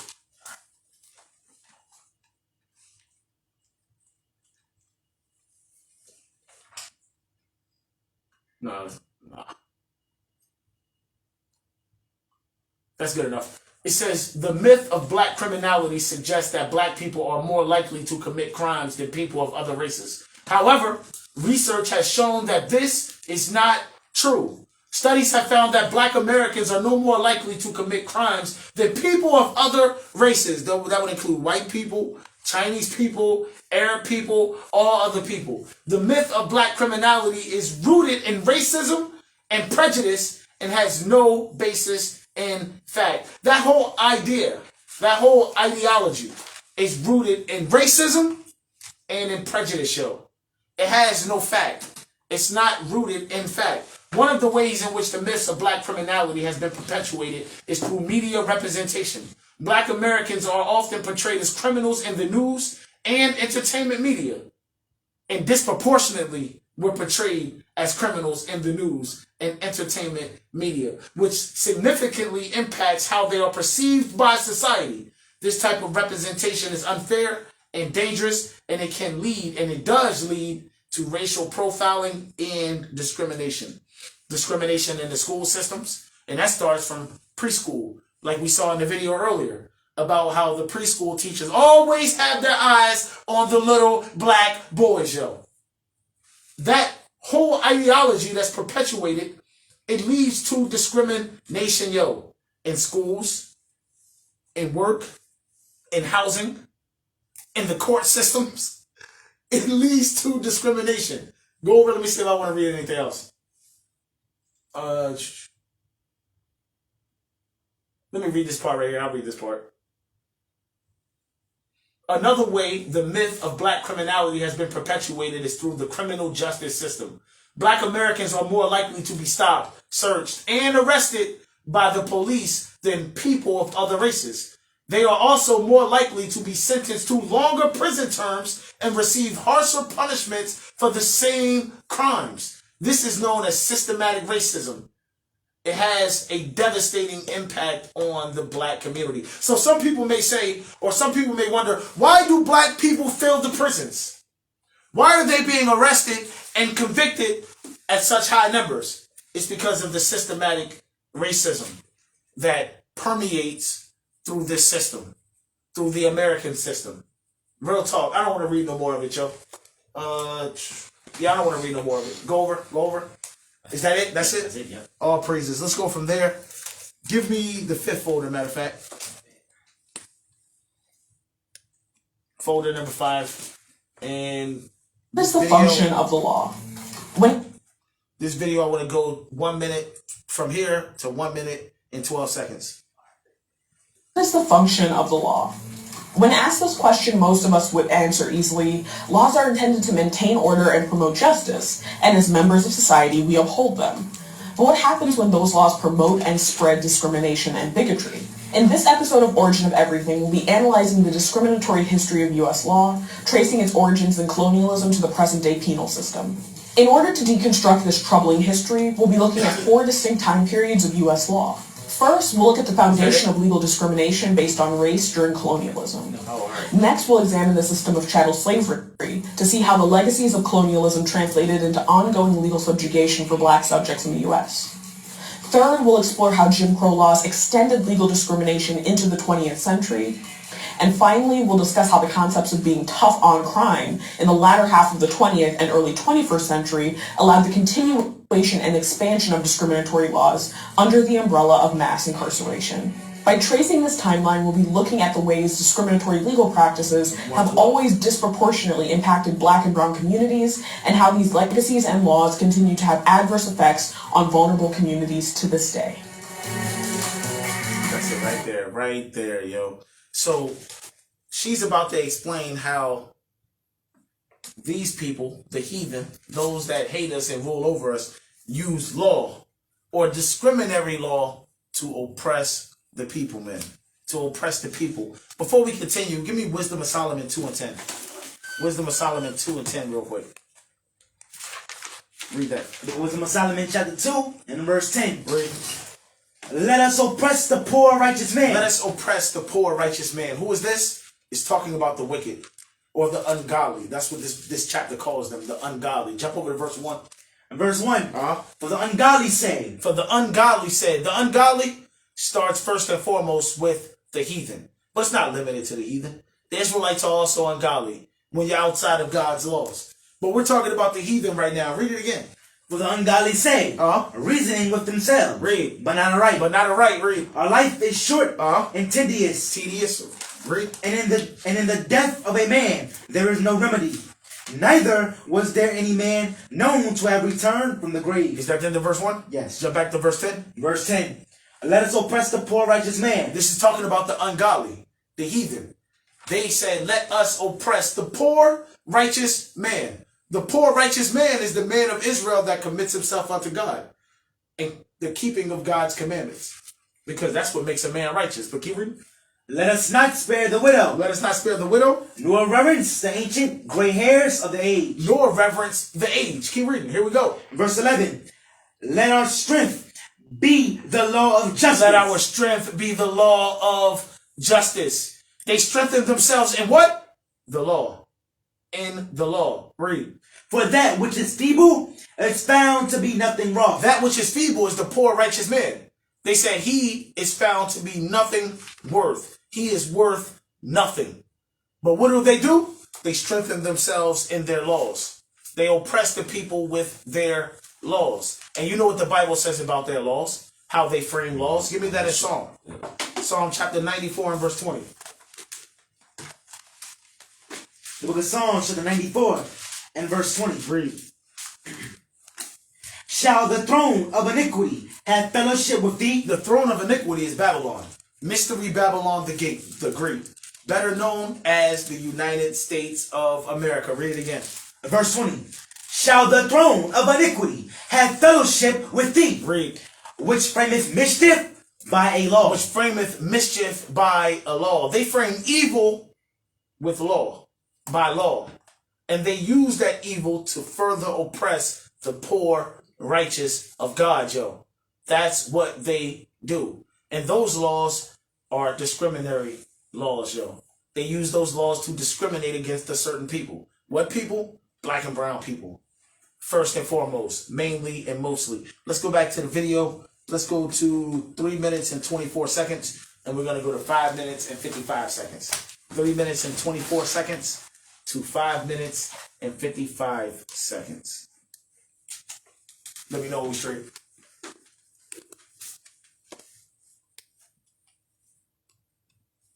Press play. Legal discrimination in the United States, colonialism and slavery. After colonies were established in North America, colonists were subject to the laws and customs of England. In their essay, Situating Colonialism, Race, and Punishment, Professors Gita Chowdhury and Mark Beeman explain how the development of slavery in the North American colonies, and later in the early United States, became dependent on the passage of discriminatory laws that specifically targeted people of African descent. They detail how, although the concept of... Notice she said they did what? Go back a little bit, a few seconds. Press play. In Situating Colonialism, Race, and Punishment, Professors Gita Chowdhury and Mark Beeman explain how the development of slavery in the North American colonies, and later in the early United States, became dependent on the passage of discriminatory laws that specifically...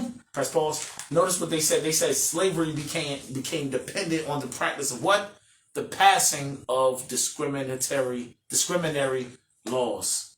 Remember we read they frame laws by mischief, or frame mischief by a law. Discriminatory laws. They use those laws to further oppress us. Press play. Targeted people of African descent. They detail how, although the concept of discrimination based on ethnic or social groups dates back to antiquity, the idea that race was entirely based on skin tone and physical features evolved alongside the emergence of chattel slavery.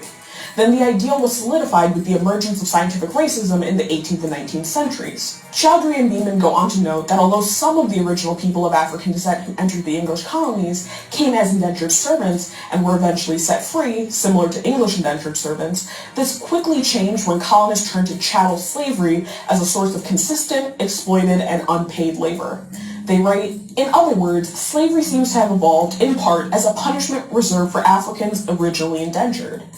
English indentured servants, presumably protected by English rights and the Christianity they shared with their masters, avoided such punishment. From the 1640s to... That would be like the Irish. You know how people like to say the Irish were slaves? Yeah. They were not slaves. They were indentured servants. They never fell into a state of perpetual slavery like so-called African Americans did. Press play. Originally indentured.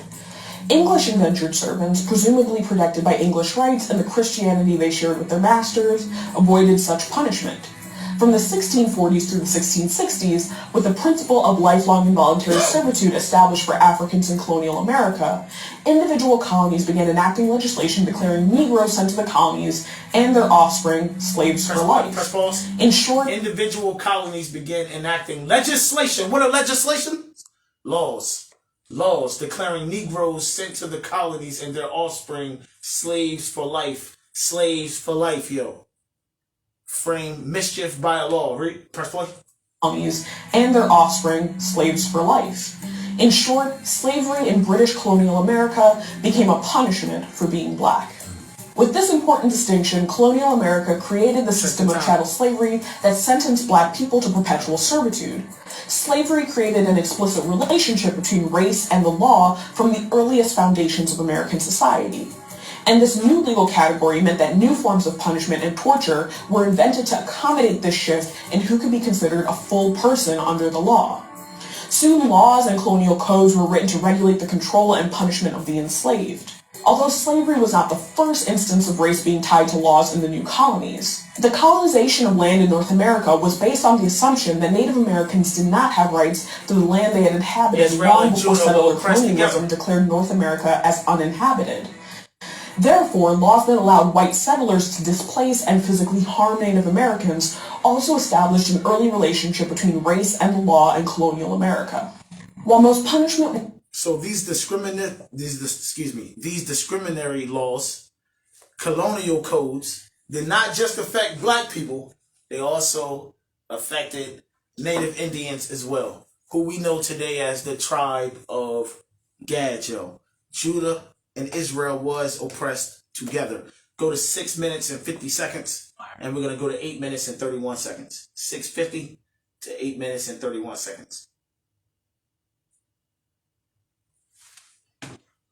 They were swiftly overturned and replaced by Jim Crow laws. Jim Crow introduced a set of laws that systematically stripped black citizens of their rights while also relegating them to inferior, separate but equal public facilities like schools, washrooms, and sections of the bus, among other indignities. Black citizens were denied access to basic rights like voting, while also suffering under the weight of racial terror imposed by groups like the KKK and other white supremacists who organized lynchings and other forms of racialized violence.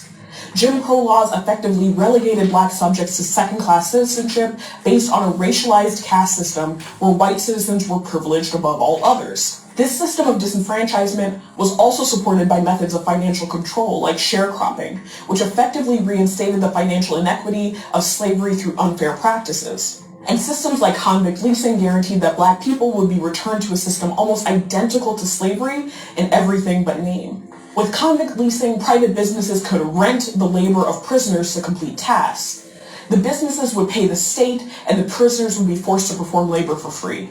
As a result, southern states started incarcerating newly emancipated black citizens at a higher rate, for anything from petty theft to vagrancy to other vaguely defined laws. This practice lasted from the late 19th century into the early 20th century.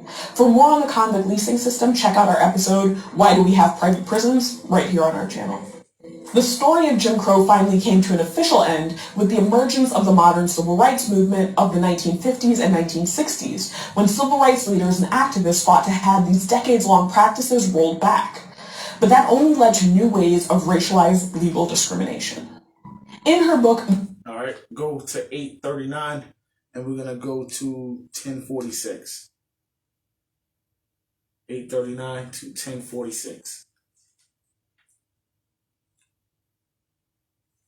Legal discrimination in the form of mass incarceration. In the 1960s, the prison population in the United States was around 200,000, but by the early 2000s, that number had exploded to over 1.5 million people in prison, with hundreds of thousands in other penal facilities.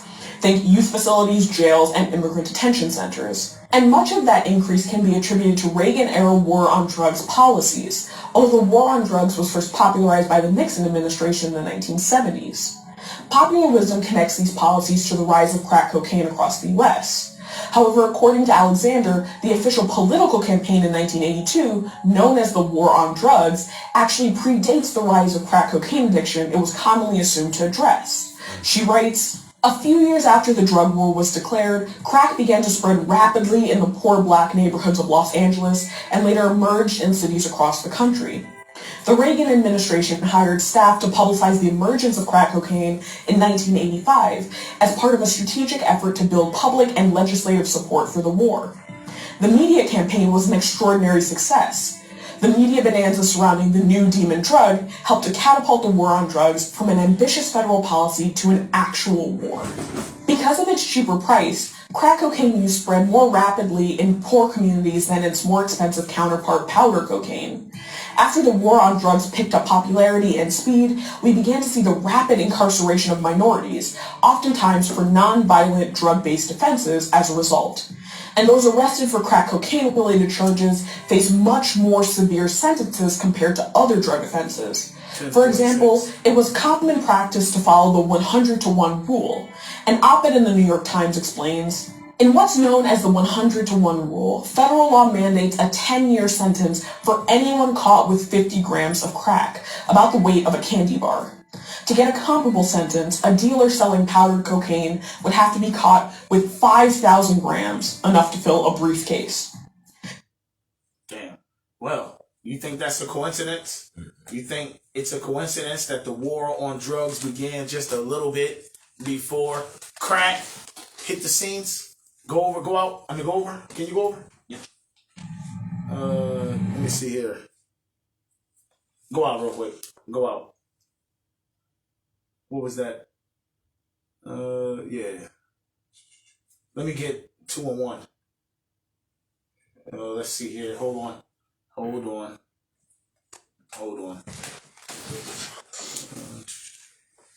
Go over. I don't want to read this whole thing for time's sake. Go over. Go back. Go to 5. Where's 5 at? Right here. Let me see that one real quick.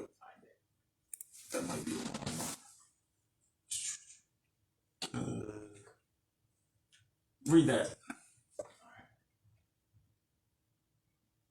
Matter of fact, yeah. For time's sake, we're gonna skip the rest of it. Y'all can read this article on your own. Read that. All right. The Mercury News later proclaimed that the article did not make these allegations. However, notwithstanding the Mercury News proclamations, involvement by the CIA in the United States government in the crack crisis was implied. So they implied, the Mercury News, they actually uncovered a hell of a scheme, a hell of a plot. They uncovered and they found out that the CIA and the United States government, other branches of the United States government, they were involved in the crack crisis. Keep reading. Through oblique references. To oblique references and the juxtaposition, I'm going to read, of certain images and phrases in the Dark Alliance article. The Contras, who purposely received drug money from Blandon and Meneses, were referred to as the CIA's army, yo. The Contras were a group of rebels that the United States used to overthrow the government in Nicaragua, yo. That's what the Contras were. They were some rebels, a small militia that the United States, specifically the CIA, that's why I call them the CIA's army, they used these people to overthrow and to topple the government in Nicaragua, yo. It says, and links between the CIA and the leadership of the Contra movement were repeatedly emphasized throughout this article. The stories reported how investigations into Blandon's cocaine operation conducted by the Drug Enforcement Administration, the DEA, were allegedly dropped without cause or shunted aside for unexplained reasons. The articles told how the United States prosecutor invoked the Classified Information Procedures Act to prevent certain testimony concerning Blandon from being persecuted to a jury in the interest of national security. Hey, yo, they were protecting that man, yo. Go over. Let me see here. Yep, I'm going to read this.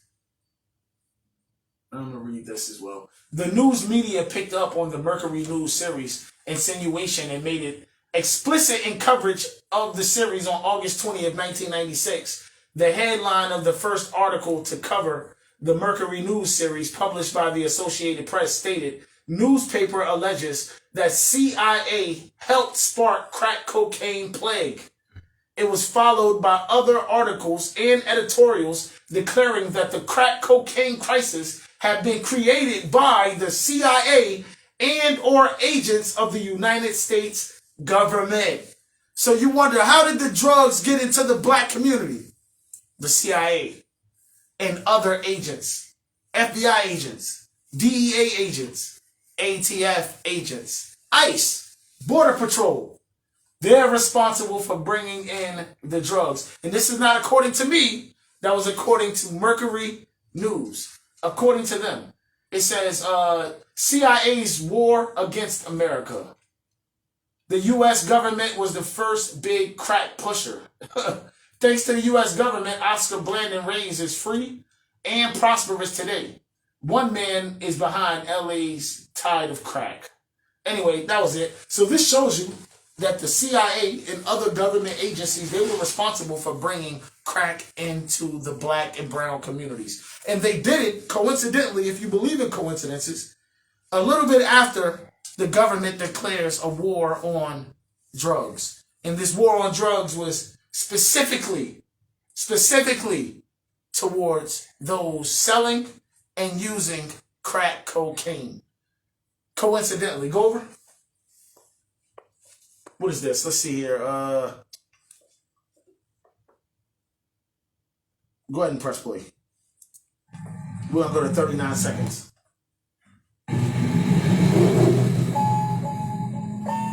In 1996, investigative journalist Gary Webb wrote a series of stories exposing the connection between the CIA and the crack cocaine that was being sold in central Los Angeles during the 1980s. These stories caused outrage everywhere, but the government denied the allegations, and competing news outlets claimed the series was Hold up, yeah, 10 more seconds. and contained false reports.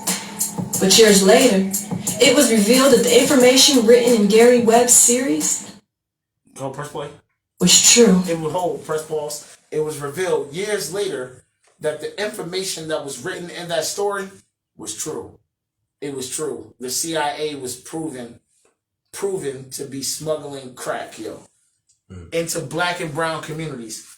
And their purpose was to get money to fund the war in Nicaragua, to fund the Contras and toppling or overthrowing the government in Nicaragua, Hey, go from there, go to 2 minutes, 52 seconds, and we're going to go to 5 minutes and 1 second. Covered a much larger story when he came across a man by the name of Danilo Blandone. Danilo Blandone was a huge cocaine dealer in Los Angeles in the early 80s and had been the leader of the Contras in California. The Contras were a Nicaraguan guerrilla army formed in 1979 to overthrow the government in Nicaragua. The Nicaraguan government had been taken over by revolutionary socialists. The United States saw this new Nicaraguan government as a threat to the U.S., so the CIA created the Contras to help rebels overthrow the new Nicaraguan government. President Ronald Reagan signed an order authorizing the CIA to use $19 million to set up U.S. training and funding for the Contras. But $19 million wasn't enough to overthrow a government. The CIA needed more money. This information was found buried in pages of U.S. Senate documents that Gary Webb discovered during his investigation. During his investigation, Gary also found Blandone, who was originally from Nicaragua and had fled to California during the war, had testified in court that all the cocaine he was trafficking in LA during the 80s was to get money and weapons for the Contras fighting in Nicaragua.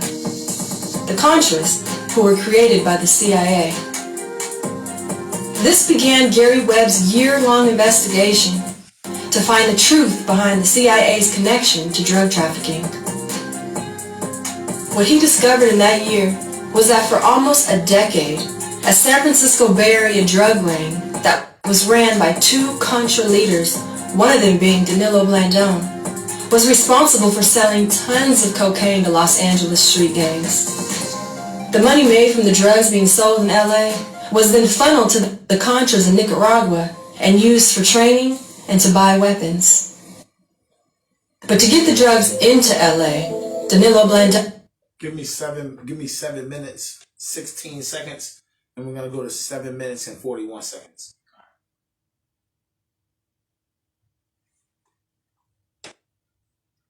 Start right there. Yeah. Gary Webb's Dark Alliance connected the CIA's drug involvement to gang-affiliated drug dealers and the crack epidemic in black neighborhoods. To prove this connection, Gary Webb's articles listed numerous government documents, including FBI and DEA reports, witness testimonies, and a pipeline that showed how money and drugs got in and out of the country. There you go. There you go. So the crack epidemic that plagued black and brown communities was started by the CIA and other government officials and branches as well. Go over. And you might think that, hey, man, that was just yesterday. Hey, this is Snowfall right here. This is a show that depicts and shows the government, the CIA, bringing drugs into the black community, selling drugs in the black and brown community, yo. Real talk. It's basically the story of Freeway Rick Ross. Real talk. But they got a Hamite playing the Jake though. Oh, I ain't even know bro was a Hamite. He said he had to pray to the devil anyway for him to be able to do his acting thing. Go over. Snowfall. Go over. Came out on, it was playing on FX. I saw the whole thing. It was a pretty good show. I can't cap. Go over. Now, you may think, hey man, that was just in that time, in the 80s. No. Press play. We're talking about the fact that a police union leader was just charged with bringing in large quantities of fentanyl. A police union leader was just charged with bringing in large quantities of fentanyl, yo, into the country. Police union leader charged with importing large quantities of fentanyl into the U.S. Some things never change, man. Some things never change. They just stay the same. Press what? Quantities of fentanyl into the country? Yeah, let's talk about it. 64-year-old Joanne Segovia was just charged with bringing thousands of different synthetic heroines into the country. So not just fentanyl. Go back a little bit.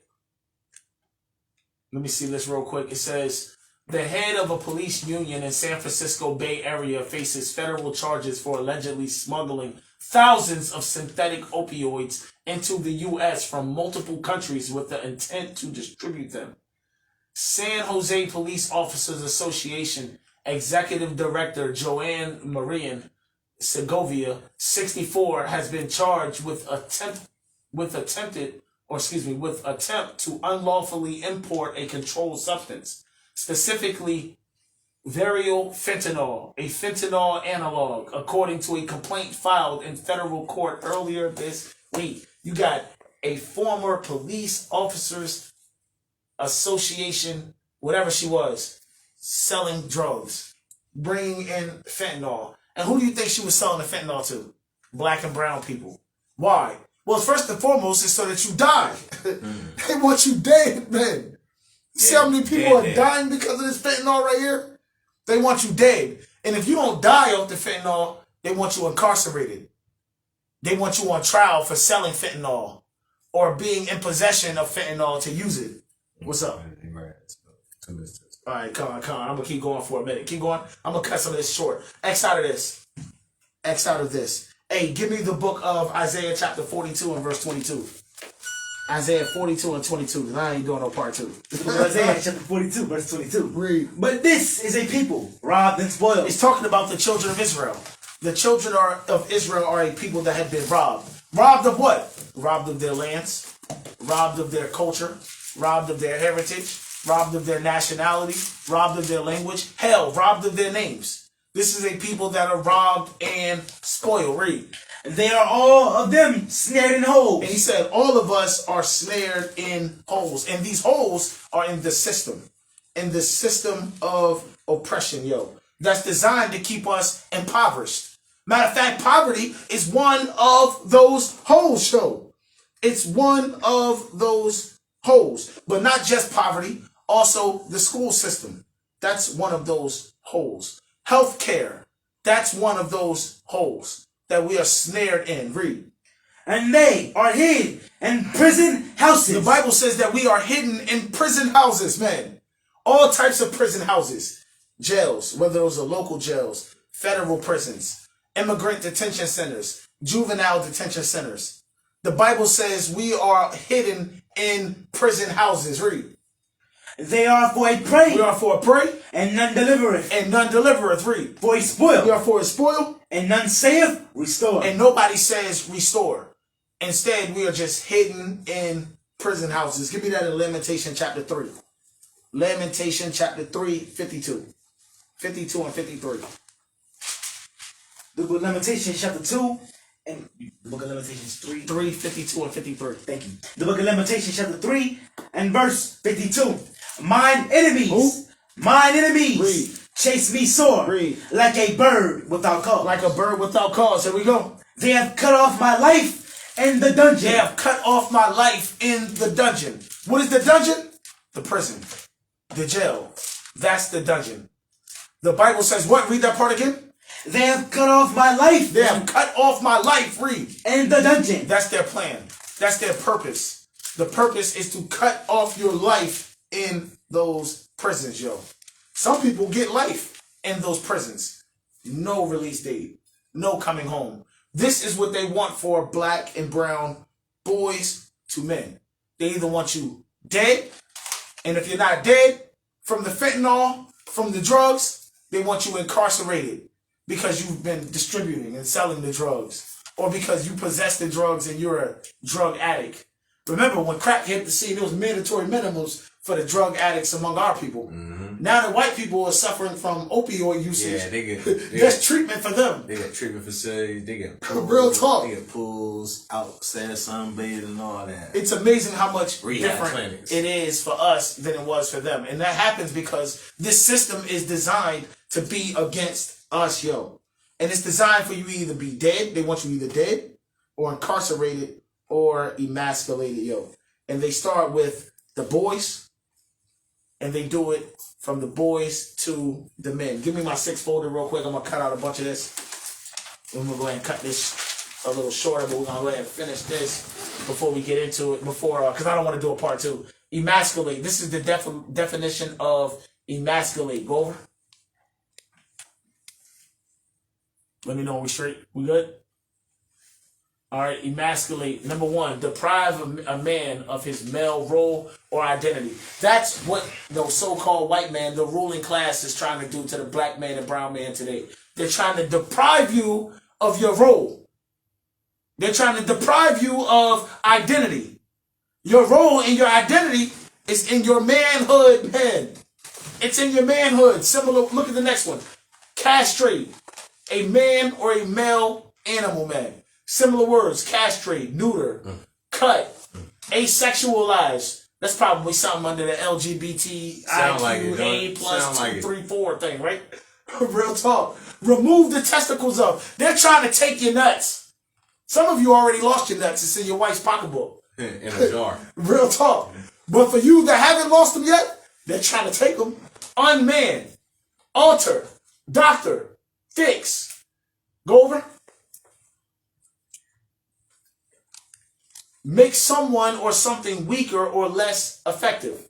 They want the so-called black man and brown man weak. Weakened. Because if you're weak, if you're weaker, if you're weakened, you're less effective at your role and at your job. What's the role and what's the job for the black man and brown man? To lead. To lead. To lead his nation. To lead his household. To lead his family. But if you're weaker or weakened, then you will be less effective at that leading. At that leading. Similar words, weaken, enfeeble, dilute, erode, undermine, impoverish, cripple. By emasculating the man, you cripple black communities, brown communities. You keep black and brown communities impoverished. And weaken. And weaken. When you emasculate the black man, the brown man. Go over. Go over. Emasculate literally means castrated. Go over. The emasculation of the black male image, building a better black man. Go over. It says the image of the black man has been marginalized and emasculated to the point in which his impact is negligible at best. I'm not going to be able to see the other side. You got to scroll over a little bit. This has not been accomplished without his participation at a certain level, but the intent has been clear: to completely immobilize his power to move, lead, and protect his people, man. This is why they want the black man emasculated. They want you weakened. Why? So that your ability, your power to mobilize, to move, to lead, and to protect is lessened. Real talk. There are machinations in play to serve to immobilize the innate strength of black masculinity by presenting a emasculated image that is representative of a feminized state of being that will be tolerated that will be tolerated by black women, but not respected. But not respected. Go over. I don't want to read no more of this article for time's sake. Keep going over. Over. Keep going. Keep going. Keep going. There we go. Matter of fact, skip this. Time's sake, skip that. That's Dave Chappelle talking about them putting all black men in Hollywood in a dress. That's a clip I'm pretty sure most people have seen. Play this one. Play this one real quick. Watch this. It's just infuriating. The school's whole response to it is just, it's been dragging at the wall. A sign about black men posted at a Sacramento area college is causing some... Look at this sign. Masculine black men, check your male privilege before entering. Look at this. The world is against black male masculinity. The world is against a masculine black man. The world wants you either dead, incarcerated, or emasculated, or effeminate. That's what the world wants for you, bro, brother, black man, brown man, in a dress. Israelite man. They want you in a dress with a bag. Real talk. And they got most of them in there too. Yes. See the athletes. I was about to say something, but I ain't gonna. I was about to say something about my niece's peoples, but I ain't gonna do it. Go over. Racial tensions on campus. Students say the problem wasn't just the sign, it was how the school handled it. CBS press play on this. Yes, there is an agenda about emasculation. But it is us specifically as black men that this agenda has been targeted at the most. There you go. Because it was our strength that they could not deal with. That's why. So understand what they did, and I will skim through it again briefly. After they gave us an illusion of freedom, they lured us into this system, gave us jobs, and allowed us to get educations, promoted some of their controlled bourgeois Negroes, and placed them as our goals to ascend to. After that program set in our minds, they took away all those same opportunities. They promoted agendas that removed the black men out of the homes, allowing their school system and their entertainment to program and raise up our next generation. Of black men. They then destroyed the communities from within by planting drugs and guns directly in our communities. Like the CIA. And they marked our streets by placing Martin Luther King Jr. Boulevard in every city. Not as a memorial for us, but as a marker for them to know where they are attacking specifically. And so that others know that this is a black neighborhood. I mean, I can go to any city in America, and if I want to find the hood, all I need to do is find the MLK Boulevards. That wasn't by accident. They set up laws that imprisoned more of our men and left the next generation fatherless and angry. They filled that void with homosexual sellouts who promoted a lifestyle and mentality that destroyed us from within, removing our values completely, having us disrespect our women. Pretty much everything that would have been right for us, they promoted the complete opposite, and made these men our heroes and the leaders of our society. And we're still celebrating them today, talking about their money and giving them props and all that other garbage. Now we're totally controlled and manipulated, and we have raised up a next generation of black men that doesn't even know what a black man should look like or be like. We now have men that are submissive to their women and do not leave their homes. Men that are scared to combat evil because they're scared of losing their fake black card. And what we see now is either women or gay black men taking our leadership roles. This is all an agenda that has been used against us, because while they diffused us and made sure we are not a threat to them, they have been provoking and manipulating us to use our energy to bring about the change they desire in this world. Black people in America have an extremely high influence on culture and trends and social justice, but they are just echoing the voice of their puppet masters.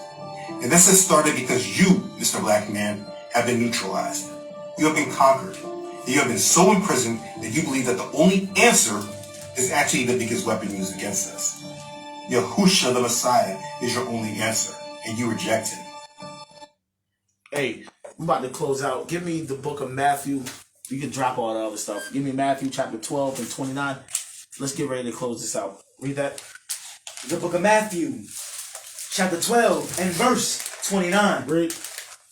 Or else, how can one enter into a strong man's house? The strong man is the so-called black man. The Israelite man is the strong man. Christ said, how can you enter into that man's house? That Israelite man's house. Read. And spoil his goods. And spoil his goods. His goods, his women, his children. How do you enter into his house and spoil his goods, his women, his children. Read. Except he first bind the strong man. They have to first bind that strong man. How do they bind the strong man? In sin. With sin. In drug addiction. In femininity. This is how you bind the strong man. With sin. Read. And then he will spoil his house. Give me Psalm chapter 44. And then he will spoil his house. Meaning his women and his children. Psalm 44:19. The book of Psalms, the 44, verse 19.